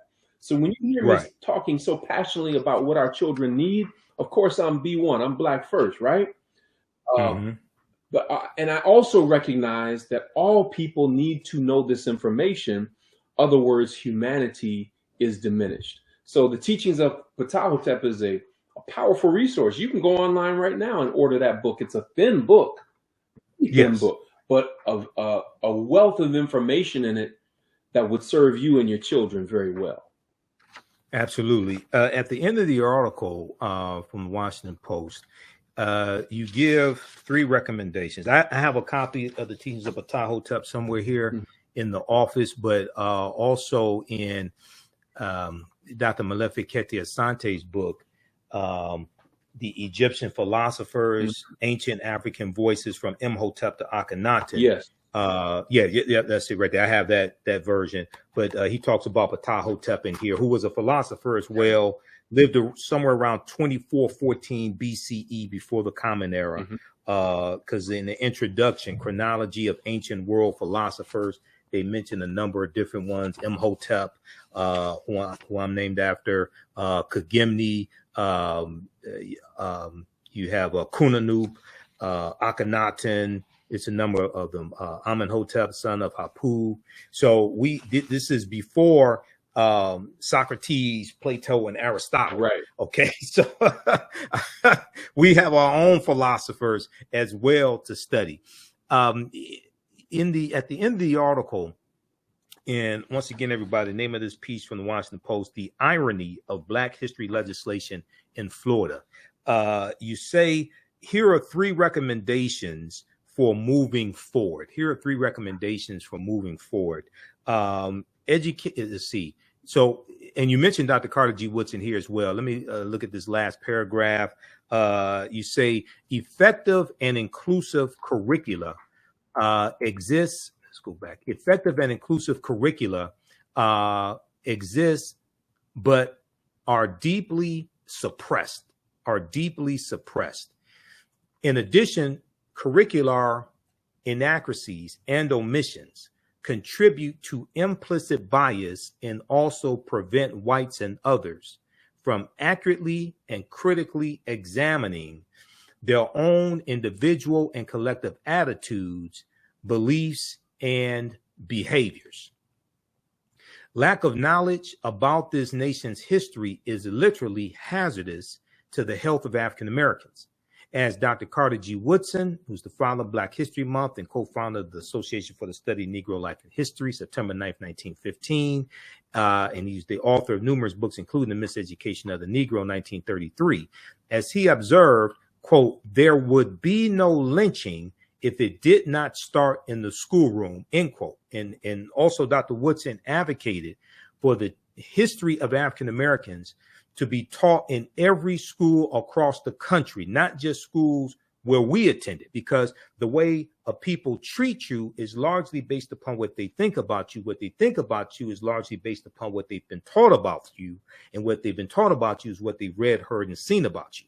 So you take us through 3 recommendations. So what are those recommendations? And these recommendations, this is actually the work that I do in providing professional development to educational leaders and teachers and counselors across the country. And so the first recommendation is to educate school leaders and teachers in the best of African American culture, history, views, and values. And let me make this distinction. The reason I say the best of African and African American history and culture is because for many of our children, they've only been exposed to the worst of our history and culture. Okay. Because, and it's what I call cultural identity theft. Cultural identity theft. How do you take a group of people who gave the world reading and writing and language and literature and architecture and engineering and agriculture and astronomy, mathematics and medicine, science and technology? How do you take that group of people and yet convince them that they come from a race of pimps, players, criminals, thugs, N-words and B-words? Cultural identity theft. So for conscious and committed educators, education is identity restoration. Education is identity restoration. But again, teachers can't teach what they don't know. So early on, and I've been doing professional development across the country for over 15 years, and I'll never forget, someone came up to me afterwards and they said, you know, Dr. Akua, I agree with everything that you said. We should be more culturally relevant and responsive in our teaching and everything, but I don't know as much about African and African American history as you. And my response to that person and to all educators that I speak to is, no problem. You get to go on the journey with your students. The way that we've created Reading Revolution Online and all of the other materials that we offer from our Black History poster pack, our African Proverbs poster pack, and all of the various books we've produced, we wrote it in such a way that teachers and parents can go on the journey with their children. And so parents and teachers love Reading Revolution Online as much as the children do, because they're like, oh my gosh, I wasn't taught this when I was growing up. So that first recommendation is to educate school leaders and teachers on the best of our culture, history, and views and values. The second is to infuse, now that you've learned it, infuse that authentic African and African American culture and history into lessons, teaching methods, and instructional materials. So this is a critical point. So if you're looking at this in your mind, highlight teaching methods, because the teaching methods is not just what you're teaching, it's how you're teaching it. And there's certain methods that have been proven effective in working with Black children. Call and response, bodily and kinesthetic movement, tactile activities where they get to use their hands, anything where they get to move around and talk, anytime you can use music and rhythm and rhyme. These are different teaching methods. There are many, but those are just a few examples of teaching methods that have been proven effective with Black children, that bring out the brilliance in our children. So you have to infuse authentic as opposed to inauthentic African and African American cultural and history into lessons, teaching methods, and instructional materials. And then our children are tremendously insightful and intelligent. But number three, we have to provide age-appropriate opportunities for students to do their own fact-finding and research using historically and culturally authentic resources. I'll give you a quick example of kinds of conclusions that our children come to when they're given the opportunity to examine accurate information. I'll never forget, with my 7th grade class a number of years ago, I was teaching about colonization. And I told my students, you can tell who colonized a land by the language the people speak. So in America, we primarily speak English, and out west and in the Southwest, Spanish is spoken a lot. So we know America was primarily colonized by the British and the Spanish. If you go up to Canada, we know that they speak English, but they also speak a lot of French. So we know it was colonized by the British and the French. When we go down to Mexico, they speak Spanish. So we know it was colonized by the Spanish. Right. And one of my students, young brother, just blurted out, didn't even raise his hand. He was like, dang, Mr. Akua. I was like, what? What's up? He said, they stole countries and continents and nothing happened to them, but we get locked up if they think we stole a candy bar. I said, whoa. So then I asked the class, I said, man, say more about that. And then I asked him, I said, by a show of hands, how many of you have noticed that you've been followed when you go to the carryout store or the grocery store? Would you raise your hand? All the students' hands went up there, and then they started, you could hear them talking about, yeah, you know, when I go to the store, I notice they're following me around to make sure I'm not, you know, stealing something and so forth. So then we had a conversation. Well, why do you think that is? So we're characterized as criminals and thugs and thieves, when in reality, the whole continent was stolen. The whole country was stolen, but we're the ones that are shown and portrayed as thieves. So this allows for a different level of critical engagement. And those that are against this kind of teaching are afraid that when our children wake up, they will demand all the rights and privileges that they are due as a result of the Bill of Rights and as a result of citizenship. And so part of the idea is to continue to indoctrinate them into the standard American narrative of white supremacy ideology and never have them to raise any question or any issues of inequity. And the best way to do that is to erase the history of inequity so that they can't talk about it. Right, exactly. And that goes back to the laws being passed in these, especially these former Confederate states.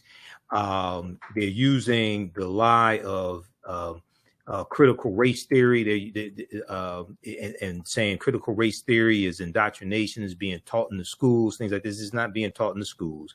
That's a legal analysis that's taught in graduate school, law schools, and a little bit in the undergraduate level. But they're using the lie, just like the big lie that the 2020 election was stolen. They're using the big lie to pass voter suppression laws to achieve their agenda. And they're using the lie of critical race theory to suppress the teaching of this history to achieve their agenda.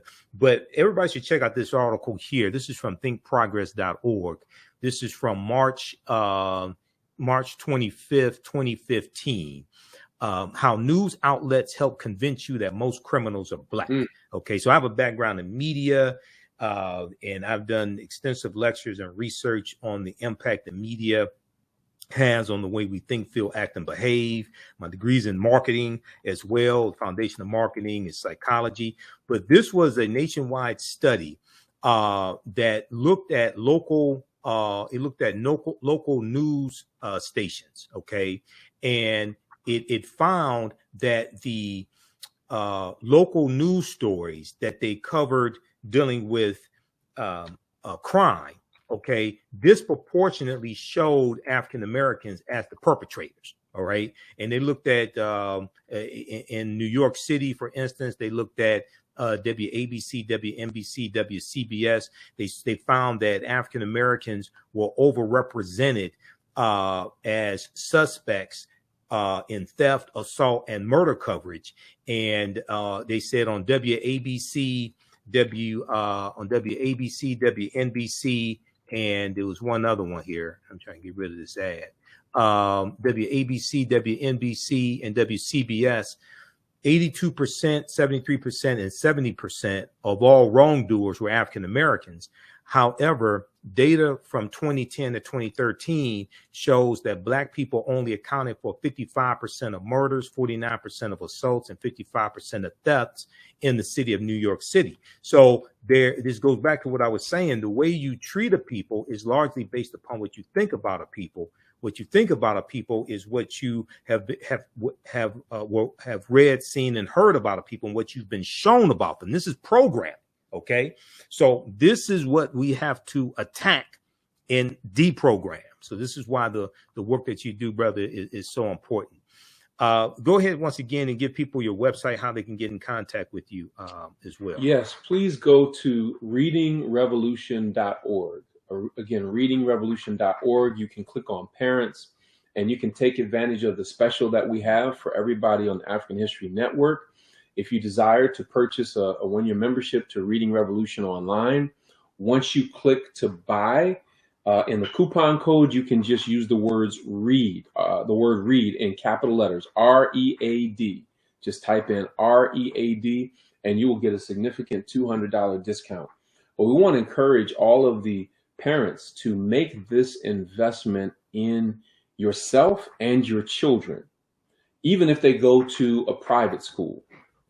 But our children need this. So readingrevolution.org. If you're interested in bringing me to your school or school district, or to any function that you're putting on, your college or your university, you can go to drакua.net. That's DRAKUA.net. Again, DRAKUA.net. And you can look in the menu, and it will say Book Dr. Akua. You click there and you put in the specifications of the event that you would like for me to speak at, and it will send an automatic email to my assistant, and we'll see if we can get you on the calendar and make it happen. But we would love to come to your city, to your school district, to your college or your university. In addition to that, even more than that, we want you to get Reading Revolution online. We want you to take it up and let your child's principal and assistant principal and teacher know about Reading Revolution online, and tell your neighbors and your children's friends, parents, and different things of that nature. Let's spread the word. All right. Excellent, brother. Well, look, man, it's always good to talk to you. Thanks for coming on the African History Network show today. People visit this website and take advantage of this, use this information with your children. And we'll talk to you next time, brother. Okay. Well, brother, I want to thank you for having me on, and I want everybody. Oh yeah, no problem. I want everybody who's listening to know I'm not just a guest today. I'm a viewer of the African History Network. Yep. I know, brother, you always do your research and you bring it. So I want to thank you for what you're doing, and I will always be a supporter of the wonderful work that you're doing. Oh, thanks, man. We appreciate you and the continued support as well. And sometimes we're at the Liberated Minds Black Homeschool and Education Expo together. We've both been speakers there numerous times down in Atlanta. They changed it. It used to be the third week in July. They changed it now. But yeah, keep up the good work, brother. Okay. Right. All right. Peace. All right, everybody. This is Dr. Chike Akua. Support this brother's work. People often say, we need this, we need that. But then they don't understand that you have to support it. Otherwise, it's going to go the way of the dinosaurs. It's not going to exist. Okay. All right. Now, if you like the type of information that was shared here today, I mentioned this earlier. Visit our website, TheAHNShow.com, TheAHNShow.com, and register for the online history classes that I teach on Saturdays and Sundays. Okay. Saturdays, and normally I would teach one today, but I said, okay, we're going to interview Dr. Chike Akua. So next Sunday we'll be in class. But Saturdays, I teach a 12-week online course that I created called Ancient Kemet, one of the original names for Egypt, Ancient Kemet, the Moors, and the Ma'afa, Understanding the Transatlantic Slave Trade, what they didn't teach you in school. We deal with thousands of years of history and what leads up to the transatlantic slave trade taking place. We had a fantastic session yesterday. We dealt with the Dogon and how the Dogon originate in the Nile Valley region of Africa, the Dogon of Mali. We talked about Benjamin Banneker, and it's believed that Benjamin Banneker's grandfather, Banneker, was West African and possibly Dogon. We talked about astronomy, all of this, and the connection between the Dogon and ancient Kemet. The supreme being amongst the Dogon, whose name is Amma, comes from Amen. And we know Amen, Amen-Ra Ptah, the supreme being in ancient Kemet. So we do this class Saturdays, 2 p.m. to 4 p.m. Eastern Standard Time. It's on sale, $80. It's a 12-week online course. This time around, we're going to do 13 or 14 sessions. We do the sessions live. All the sessions are archived and recorded, so you can go back and watch it anytime, okay? So as soon as you register for this 12-week online course, you can watch the class that we did yesterday and the previous weeks. And even after the 12-week online course is over with, you still have access to the full class. This content, I would say, is PG-13, is not overly graphic or anything like that. I do a PowerPoint presentation. We have book references, articles, video clips. We take you throughout history. We show some of the interviews I've done with some of our scholars, like Professor Kaba Kamene, Professor James Small, Tony Browder, Dr. David Imhotep, and others. Sundays, I teach Black resistance movements from the Haitian Revolution, U.S. Civil War, Civil Rights Movement, and Black Power Movement, 1800 to 1968. We go through history chronologically and look at this history. We look at what leads up to the Civil War taking place. We look at the Reconstruction era, Jim Crow era, World War I, World War II, Civil Rights Movement, and Black Power Movement, to understand how we got to where we are today, to understand where we need to go from here. And I created both of these two curriculums. We look at 80 to 100 articles in each class. There are book references as well. The first class is about 7 to 8 books that we reference. You don't have to buy any of the books. We show you excerpts of the book right on the screen, okay? And I'm a historian. I've been studying history 31 years. And these two courses that I teach is the culmination of a lot of research and interviews I've done on the African History Network show. And I've been hosting the African History Network show. I created the show. I've been hosting for 13 years as well. Okay. So there's a PowerPoint presentation with over 200 slides in the first class that we use. I put together the PowerPoint presentation, put together the curriculum also for both of these classes.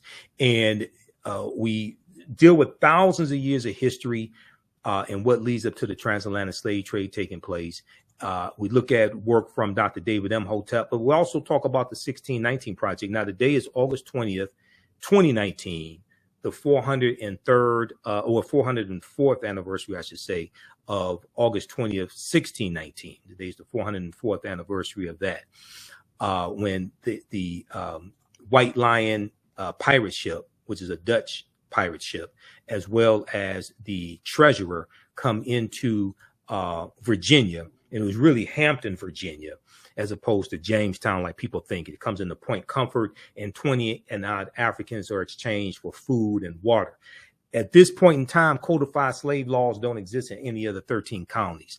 The first of the 13 colonies that have codified slave laws was Massachusetts in 1641. They come to Virginia right about 1661 or so. Okay.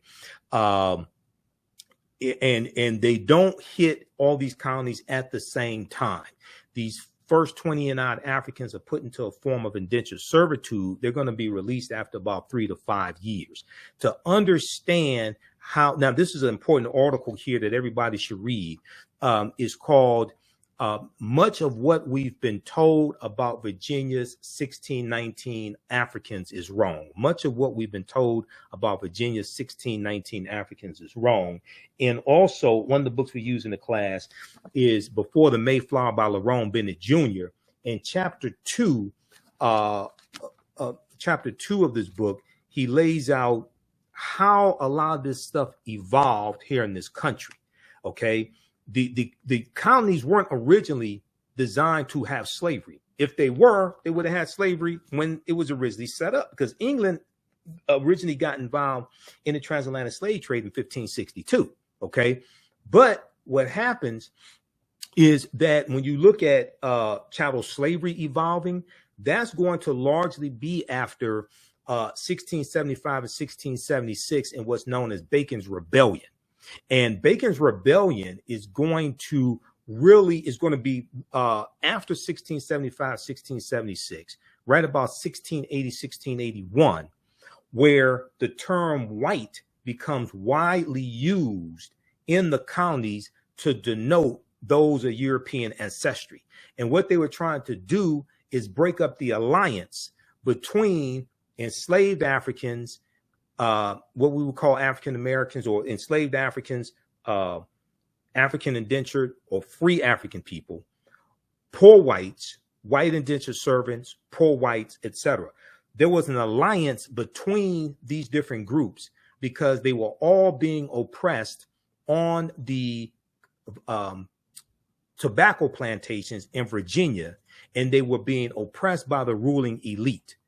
And they realized that they had a common enemy. So there was a rebellion that was led by a Virginia tobacco plantation owner named Nathaniel Bacon in 1675 in the colony of Virginia. And in 1670, it was about 500. There's about 500 rebels. Okay.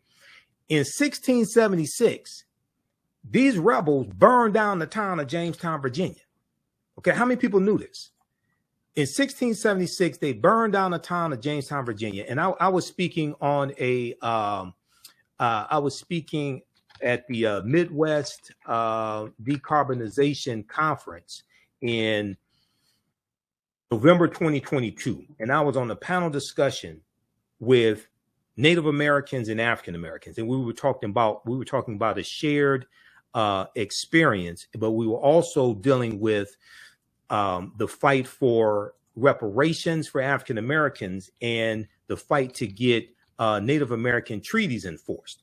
And you know, one of the problems is that when we to really understand reparations and repairing the damage of a legacy of Jim Crow segregation, slavery, redlining, housing discrimination, things like this, you have to understand the laws and policies that were put in place that brought you to where you are, that continue to inflict the harm.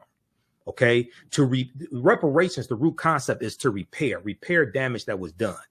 We first have to analyze the damage that was done to African people, the laws and policies put in place. And as I say, as a historian of 31 years, as a student of Dr. Leonard Jeffries, Professor James Small, Professor Kaba Hiawatha Kamene, we also have to analyze who African people were and what African people had before we were put into an institution of slavery, to understand the damage that was done, to understand that what has to actually be repaired.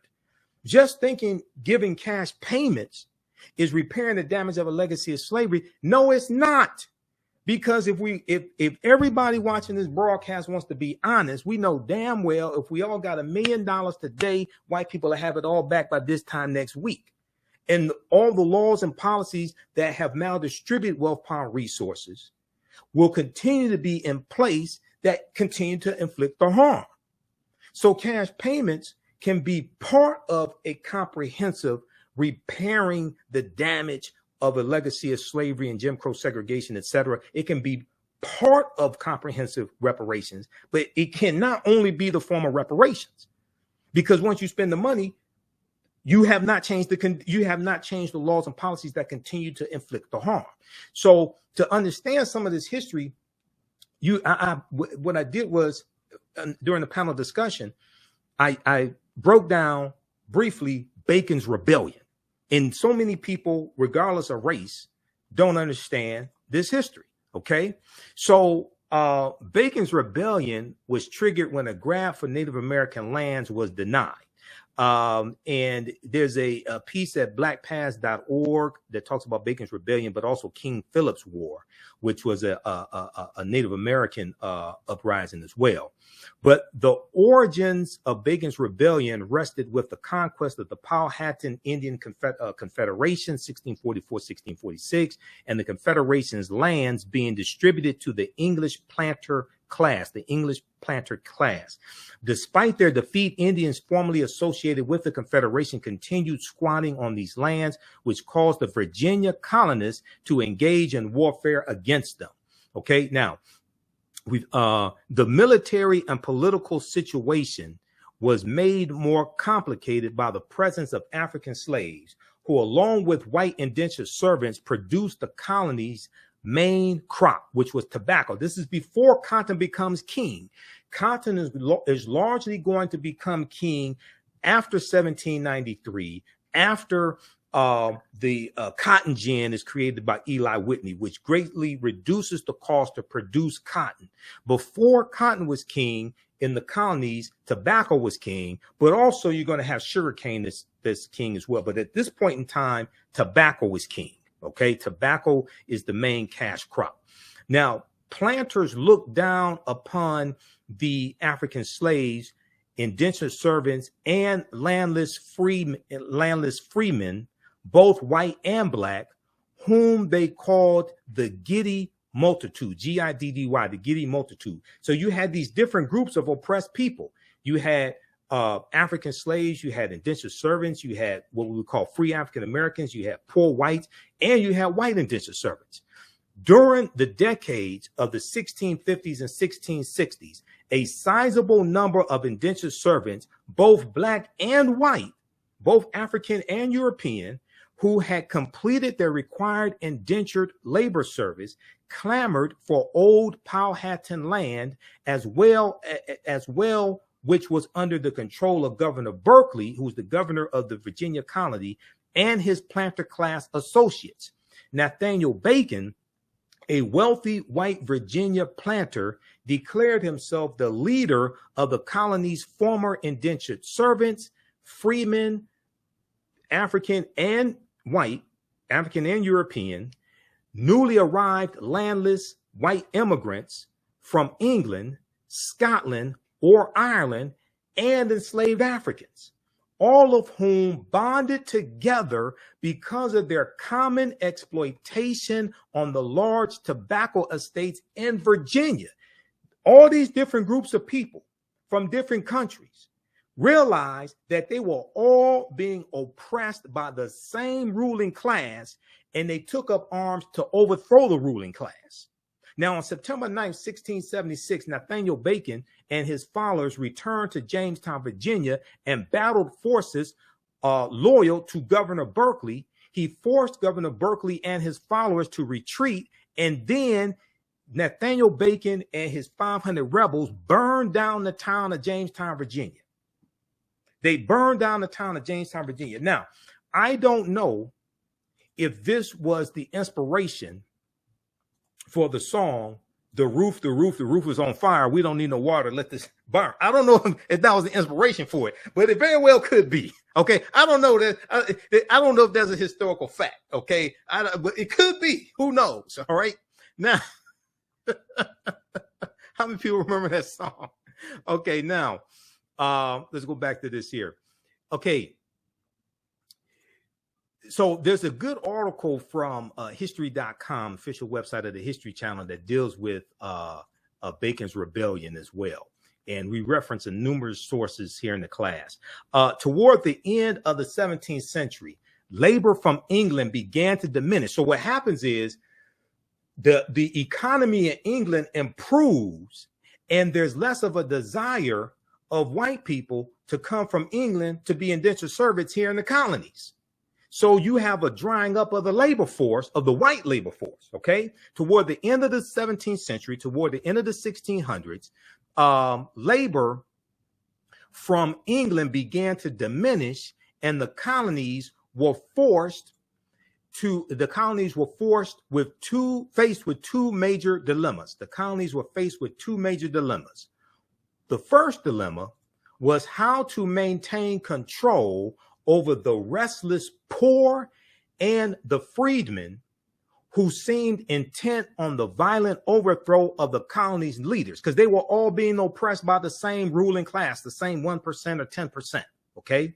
The second dilemma that the colonists in control, the planter class, the rulers, the second dilemma that they were dealing with was how to obtain a controllable labor force as cheaply as possible. The colonial leaders found a solution to both problems. By the 1690s, they had divided the restless poor into categories reflecting their origins, homogenizing all Europeans into a quote unquote white category and instituting a system of permanent slavery, or what we call chattel slavery. You are enslaved for perpetuity, and your children are born in slavery and their children are born in slavery. So they use the term white widespread to put all Europeans into this one category and put them on team white.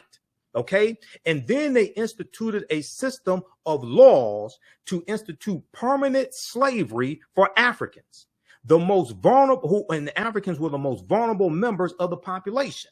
Okay. Now, Encyclopedia Britannica at Britannica.com, they have information on the history of the idea of race. This is where this citation comes from. The history of the idea of race. That's at Britannica.com, Encyclopedia Britannica. Okay, let's continue here. And then also there's an article from History.com, official website of the History Channel, why America's first colonial rebels burned Jamestown to the ground. Okay.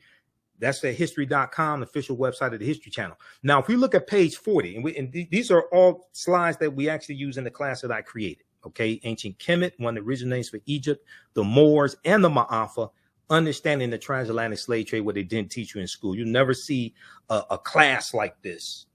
You probably haven't seen a class like this before. Okay. So when we look at page 40 of chapter 2 of Before the Mayflower by Lerone Bennett Jr. Now, this is from the 6th edition, Lerone Bennett Jr. is laying out this history, and he talks about the fact that for all practical purposes, he says, of all the improbable aspects of this situation, he's talking about in the early 1600s, okay? Of all the improbable aspects of this situation, the oddest, O-D-D-E-S-T, the oddest to modern blacks and whites is that white people did not seem to know that they were white. It appears from surviving evidence that the first white colonists had no concept of themselves as white people, white as we think of it today, with some of them, not all of them, but some of them having a superiority complex, about 74 million that voted for Donald Trump in 2020. Okay. The legal documents identified whites as Englishmen and or Christians. Okay. So this is before about 1681 in the colony of Virginia. And the term who we would call white people were identified in legal documents as Englishmen or Christians, okay, early on in the early 1600s. The word white, with its burden of arrogance and biological pride, developed late in the century, late in the 17th century, late in the 1600s, as a direct result of slavery and the organized debasement of blacks. But that's going to be after Bacon's Rebellion of 1675 to 1676. The same point can be made from the other side of the line, talking about African people. For a long time in colonial America, there was no legal name to focus white anxiety. The first blacks or Africans were called blackamoors, Moors, Negers, N-E-G-E-R-S, and Negars, N-E-G-A-R-S. The word negro, which is a Spanish and Portuguese term meaning black or a black thing, did not come into general use in Virginia until the latter part of the century, the latter part of the 17th century, the late 1600s, after Bacon's Rebellion, when they're putting together this form, when they're formalizing white supremacy and they're instituting racism through the laws and showing a distinction in what they will call races by how they are treated. So what's the end result of this history, right? If we look at how Bacon's Rebellion planted the seeds of race-based slavery, and this is the article from history.com, official website of the History Channel.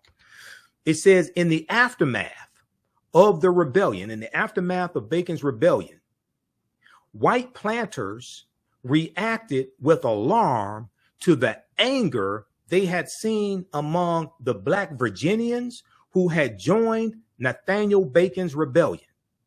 Quote, the planters had not been able to control this rowdy labor force of servants and slaves, end quote, historian Ira Berlin told PBS.org, Public Broadcasting System, PBS.org, because they have information that I researched there as well on Bacon's Rebellion. This is what I presented when I spoke at the virtual conference, Midwest Decarbonization, their virtual conference. They were dealing with environmental concerns, environmental racism, things like this. This was November 2022. I blew everybody away with my presentation, right? Quote, but soon after Bacon's Rebellion, they increasingly distinguish between people of African descent and people of European descent. They enact laws which say that people of African descent are hereditary slaves. Hereditary slaves. This is chattel slavery. You're enslaved for perpetuity. Ain't something you were done. It's not something you did. You were just born the wrong race. You were born the wrong color. Now, planters feared what their white indentured servants could do.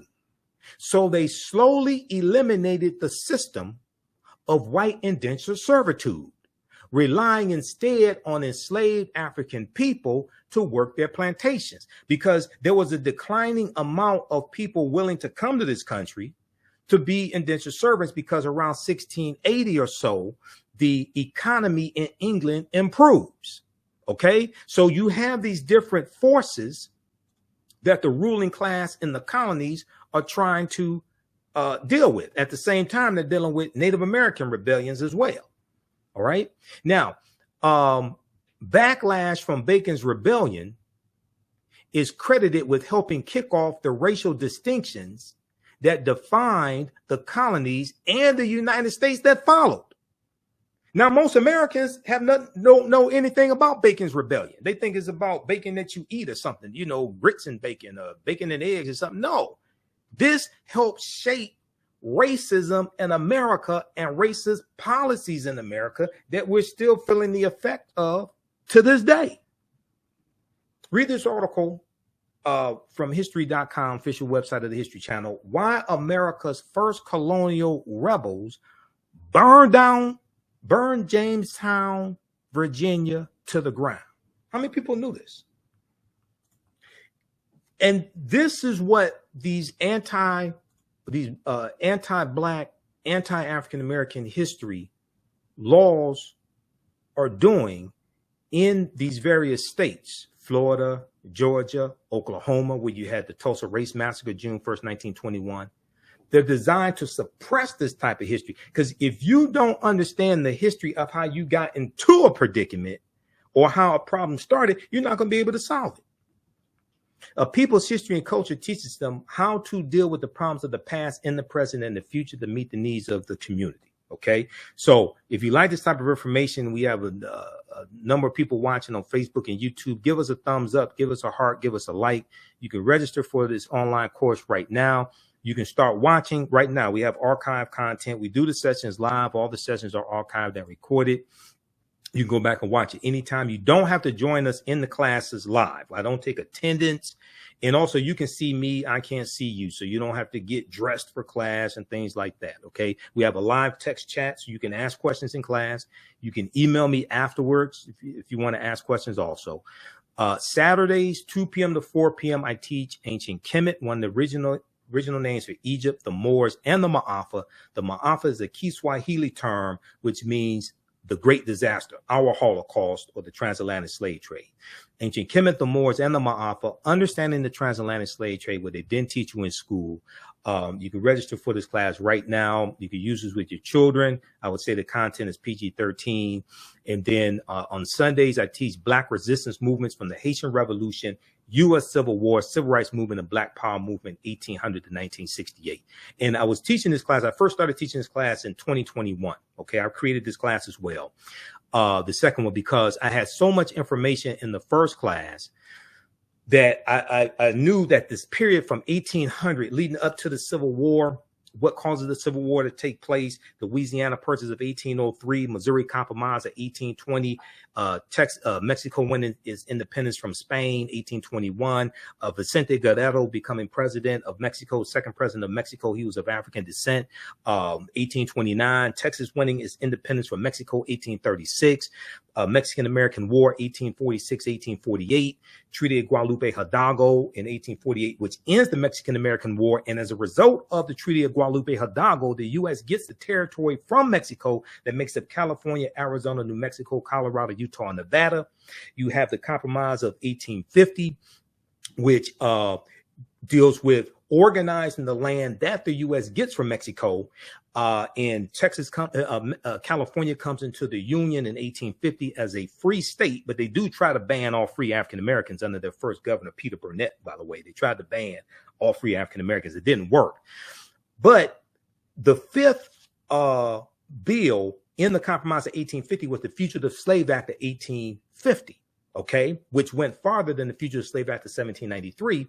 And we know the U.S. Constitution sanctioned slavery. In Article 4, Section 2 of the U.S. Constitution laid the foundation for the Fugitive Slave Act. So this is why it's important to read the U.S. Constitution. So I hear all these people talking about we want reparations, we want reparations. And if you're seeking a legal remedy to a historical problem, that would imply to me that you need to understand both law and history. Unfortunately, most of our people, especially a lot of people saying we want reparations, don't understand either one. And the foundation of law in this country is the U.S. Constitution. You need to read the U.S. Constitution. Also study the treaties as well, like the Black Freedmen Indian Treaties of 1866. And I talked about the Black Freedmen Indian Treaties in when I spoke at the conference. Okay, and what I found very interesting is that the Native American, so there's about 7 of us on the panel. It was a virtual panel. It's about, I think, 3 Native Americans, 1 person who was African American and Native American. And I could be classified as that too, because I had Cherokee on my mother's side, Cherokee and Blackfoot, because my mother's family's from Tennessee. But and then you had about 3 or 4 African Americans, right? Native Americans were talking about getting treaties enforced.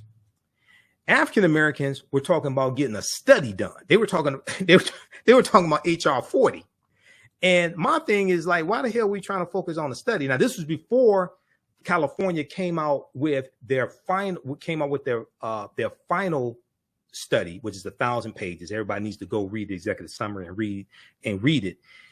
And they put forth at least 110 policy recommendations to repair the damage of, even though California does not have a deep history of slavery, like say Texas, because 1850 California, between 1850 and 1860, California has maybe about 1,500 people who are in a semi-slavery status, where 1865, when Major General Gordon Granger goes into Galveston, Texas in June of 1865, Texas has 250,000 enslaved Africans. So California doesn't have a deep history of slavery like Mississippi, Georgia, Alabama, Texas, anything like that. Okay.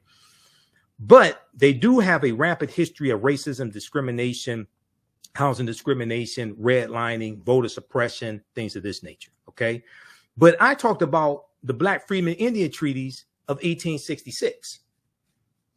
And the reason why I discussed this is because we have a history, our ancestors, of getting benefits from these treaties. And the reason why is because The 1830 president. Okay, I'm really trying to wrap this discussion up. I know it may not seem like it, but I'm really trying to wrap this discussion up. But let me just try to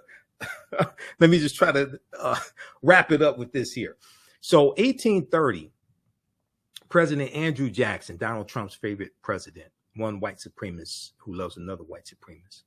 Andrew Jackson signs the Indian Removal Act of 1830, which pushes the Choctaw, Chickasaw, Creek, Cherokee, and Seminole Indians off their land in southeastern United States. And they go over 1,000 miles out west into Oklahoma, or what's known as the Trail of Tears. Okay. Now, these are what Europeans call the 5 civilized tribes of Native Americans. All right. All 5 of these Native American nations all own African slaves, and the Cherokee own the most. Okay, and I have Cherokee in my family, so there's a history of this, right? So there's an article from the New York Times, September 8th, 2020. Black Native American and fighting for recognition in Indian country. Enslaved African people were also driven west along the Trail of Tears, the 1830s, after a historic Supreme Court ruling. Their descendants are fighting to be counted as tribal members. So about a third of the people who were on the Trail of Tears were African people, okay? Slaves of the 5 civilized tribes of Native America. Some people wanted to call them servants. If that makes you feel better and helps you sleep at night, okay, you can call them servants. Yes, they're Africans married into the, yes, you had people who were part African-American, part Native American. That's true. Yes, African people were the original people here. And when Asians come about 3000 BC or something like that, they come over here across the Bering Straits. The Africans and Asians intermix, and their offspring are called Native Americans. That's true as well. Dr. David Imhotep deals with this in his book, The First Americans Were Africans, Documented Evidence, which I have here somewhere in the office. Because we reference this book in the class. All that's true. Okay. Different things happen at different times. Okay. So just because African people were already here, or some of us were already here, does not mean the transatlantic slave trade did not take place. And just because the transatlantic slave trade took place does not mean that the African people were not already here. You have to understand a chronology of the last 50,000 years of history. Okay. But that's another conversation. Let me see. Where are we here? Okay, Ron Graham's ancestors. So in this article, they talk about this man of African descent named Ron Graham. Ron Graham's ancestors are known as Creek freedmen.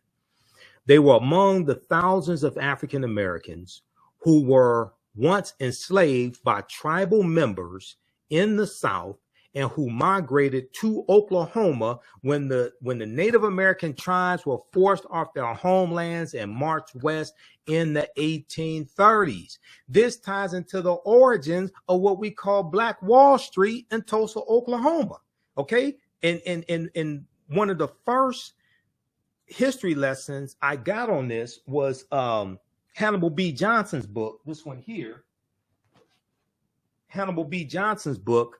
Black Wall Street from Riot to Renaissance in Tulsa's historic Greenwood District. This book right here, one of the best books that you read dealing with the real history of Black Wall Street. This is one of the first historical books to really deal with this. And this, he had, this was like the second edition, I think. This came out in, I think it was 2001 or something like this. 1998. Okay, 1998. All right. This is one of the first books that dealt with the real history of Black Wall Street and the origins of Tulsa, Oklahoma. So Hannibal B. Johnson is one of the top scholars on this history with Facebook friends as well. We've talked through Facebook. I need to get him on the African History Network show.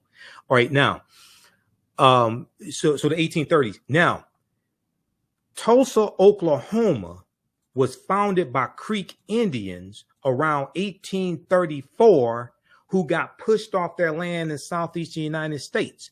Tulsa comes from the Creek Indian word Tallahassee. And the Creek Native Americans, they take their African slaves into Oklahoma. Now, in treaties signed after, so one of the things we talked about on the panel discussion was how can we lift up both movements, the Native American movement and this, what's it called? It's return the land, or is their movement to get back the Freedom Land movement, is the movement of Native Americans to get their land back from the U.S. government. How can we lift up both movements and create synergies? Now, in treaties signed after the Civil War, this is why it's important to understand the Civil War, okay? 1861, April 12, 1861, it starts in South Carolina with the attack on Fort Sumter, which was a military stronghold. It ends, well, General Robert E. Lee surrenders to Ulysses S. Grant April 9th, 1865 at Appomattox Courthouse in Virginia, but it does not come to an official end until August 1866, because even though General Robert E. Lee surrendered and his army was the largest Confederate army, it was not the only Confederate army. You had General Joseph E. Johnston of Tennessee. He had a Confederate army as well. You had Nathan Bedford Forrest, that Klansman, that clan. Nathan Bedford Forrest goes on to be the first Grand Wizard of the Ku Klux Klan in 1867. Okay, you get into the Fort Pillow massacre led by Nathan Bedford Forrest. All this, you got about 200 African American soldiers who were executed at the Fort Pillow massacre. So this is a deep history here. Okay. Now, in treaties signed after the Civil War, 1861, 1865, they won freedom and were promised tribal citizenship and an equal stake in the Native American tribes' lands and fortunes. They're talking about African Americans who we call black freedmen. Black freedmen, former slaves, or ex-slaves. Okay. After slavery ended, they didn't keep calling themselves slaves, which why it doesn't make sense for some African Americans today to call themselves descendants of slaves. Because after slavery ended, they stopped calling themselves slaves. And when their children were born, they didn't call their children descendants of slaves. African people took up arms, and if you understand the history of the Civil War, you had about 200,000 African American men, including Harriet Tubman, who was a woman, who fought in the Civil War, took up arms to fight for their freedom and the freedom of their children and future generations. So why would we put our ancestors back into a condition that they took up arms to fight to free themselves from? If you want to say you're descendant of former slaves, okay. Not sure why you would define yourself as that, because African people were here tens of thousands of years before slavery ended. But okay, if you want to call yourself a descendant of ex-slaves, descendant of black freedmen, okay. But why would we identify with a condition that our ancestors took up arms to fight to free themselves from? As a historian, that doesn't make any sense to me. But okay, that's what you want to do. Now, in treaties signed after the Civil War, they won freedom. They were promised tribal citizenship and an equal stake in the tribe's lands and fortunes. But what followed were broken promises, exclusions, and painful fights over whether tens of thousands of their descendants should now be recognized as tribal members, because our ancestors who were in these treaties got land from these treaties. This is how you get a Sarah Rector. Sarah Rector, who was parents were owned by Muskogee Creek. Okay, she becomes the richest Afro-American girl in the country because oil is discovered on her land in Oklahoma.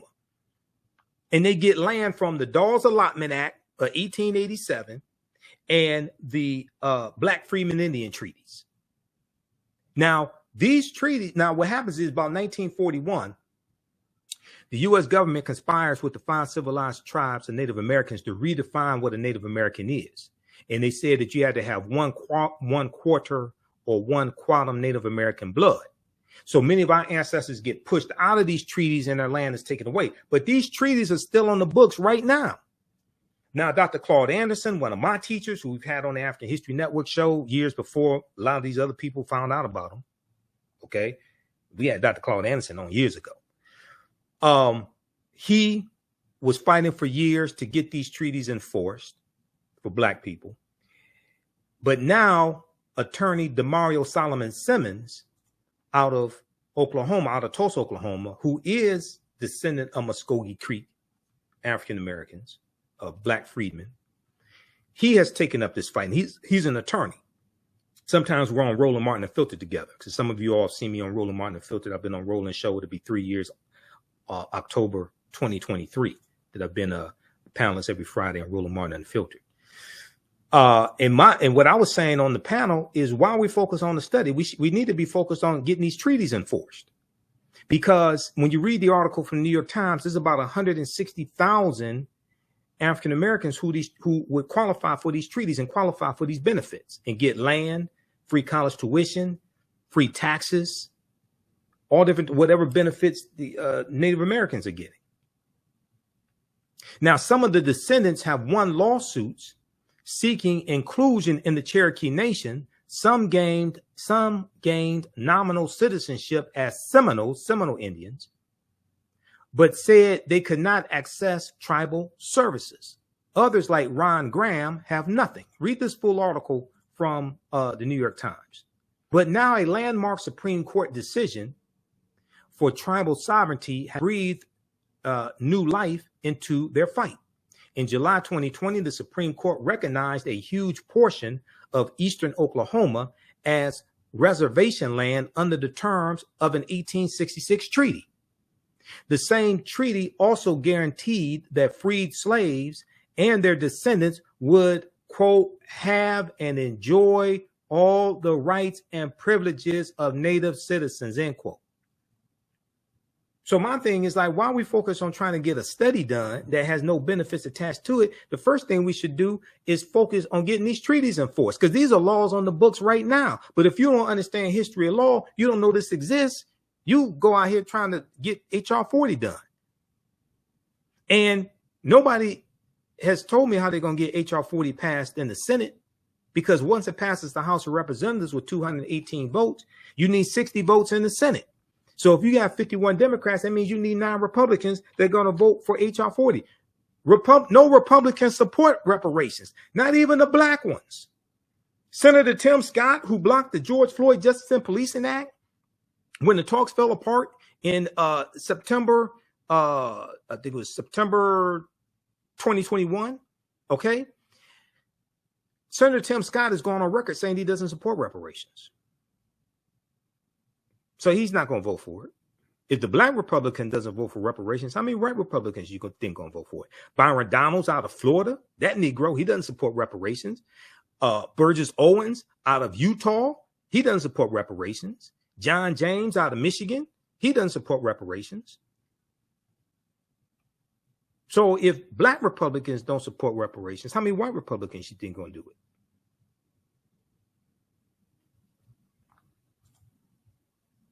This is why voting matters. This is why these people who keep voting against our own interests have to be voted out of office. We have to fire them. Elections have consequences. Okay, so to wrap this discussion up, now, to groups of their descendants, the logic was simple. If the United States still had to honor treaty promises it made to tribal nations, then tribal nations had to keep their word to the descendants of those formerly enslaved by the tribes. Quote, we're making noise, end quote, said Marilyn Vann, V-A-N-N, a Cherokee citizen and president of the descendants of freedmen of the 5 civilized tribes. Marilyn Vann estimated that there was a diaspora of some 160,000 descendants of those formerly enslaved by these Native American tribes. These 5. Now, there are approximately 567 Native American nations in this country.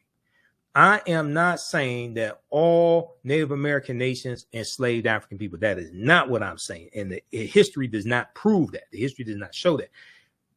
The 5 civilized tribes, what we'll call the 5 civilized tribes, they did the bulk of that. Okay, so sometimes I get responses from Native Americans, things like that. I'm not saying all 566 tribal nations own African slaves. It's not what I'm saying at all. Okay, I'm being very specific with what I'm talking about, and you can read this information as well. Proper documentation ends all conversation. All right, now,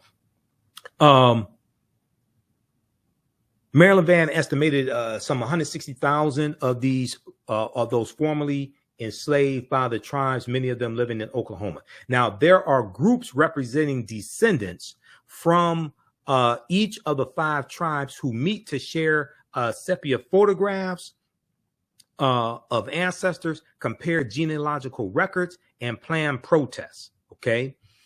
Now, as they file lawsuits in federal and tribal courts, they say they are fighting for tribal benefits, including access to jobs, health care at tribal clinics and hospitals, housing, scholarship funds for their children, and the right to vote in tribal elections, but also for something more fundamental. Quote, my identity, end quote, Mr. Graham said. Now, read this article here from the Washington Post. Black, Native American, and fighting for recognition in Indian country. Black, Native American, and fighting for recognition in Indian country. This is from September 8th, 2020 from the Washington Post.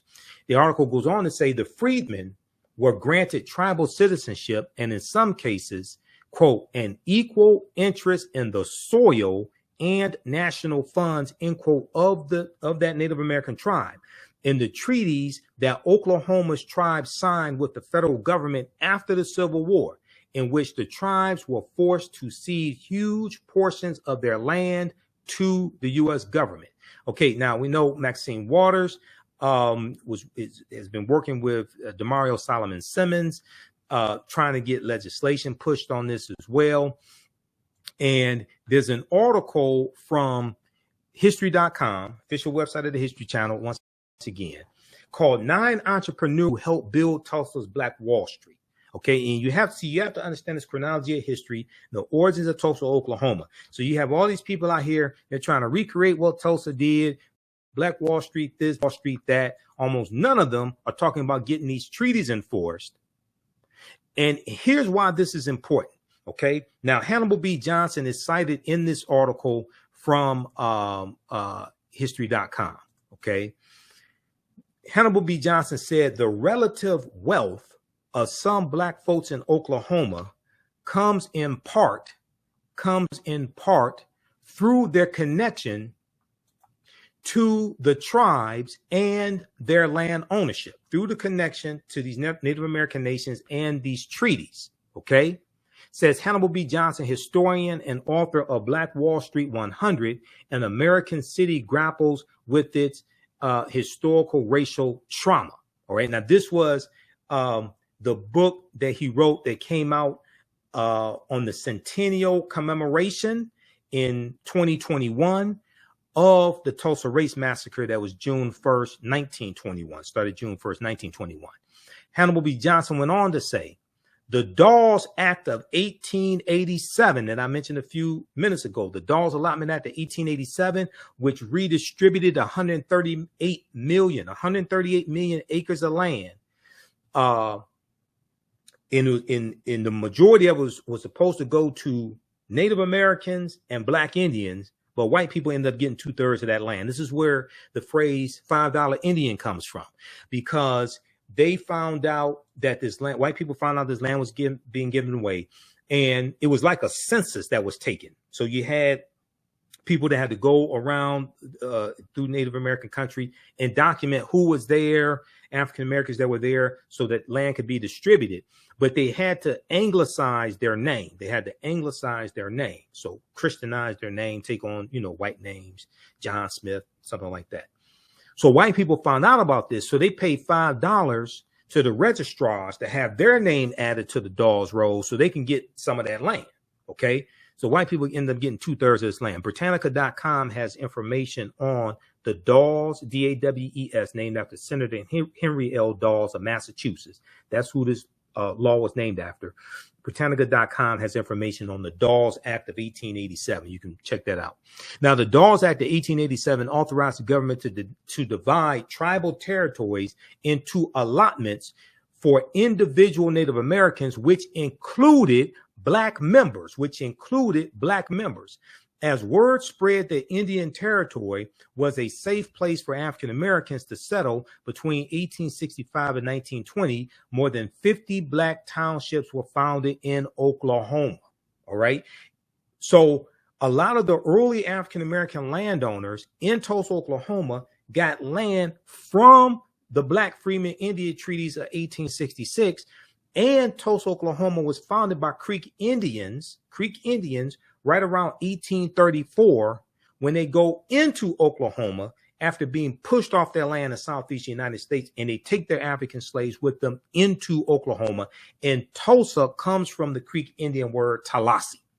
So when you study this history, then you see how we got to where we are today and how the laws and policies of the past are shaping the conditions of the day. So it was laws and policies that put us in this predicament.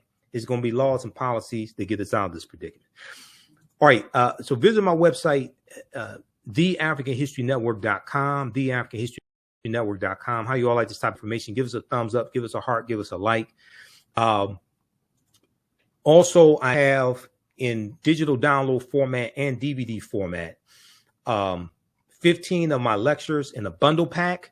African History Awakens the African Mind from Mental Death. This is a 15 lecture bundle pack. The digital download is $75. In DVD form, it's $100. Okay, it's right on the homepage of our website, TheAfricanHistoryNetwork.com. And also, we have our PayPal Cash App information here as well. This is our Cash App account, $TheAHNShow, SHOW. These other ones are fake African History Network Cash Apps. There's about 5 I've identified. I'm trying to get them shut down. You click right here, it takes you to this is our QR code for Cash App. And when you go to it, it'll say Michael. Make sure my picture there as well.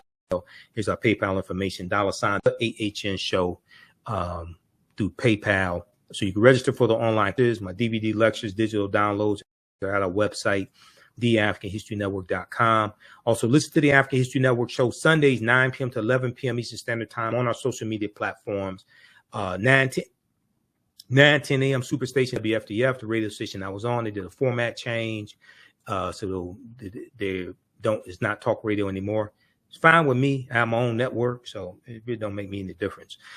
And our shows are in audio podcast format as well. Okay.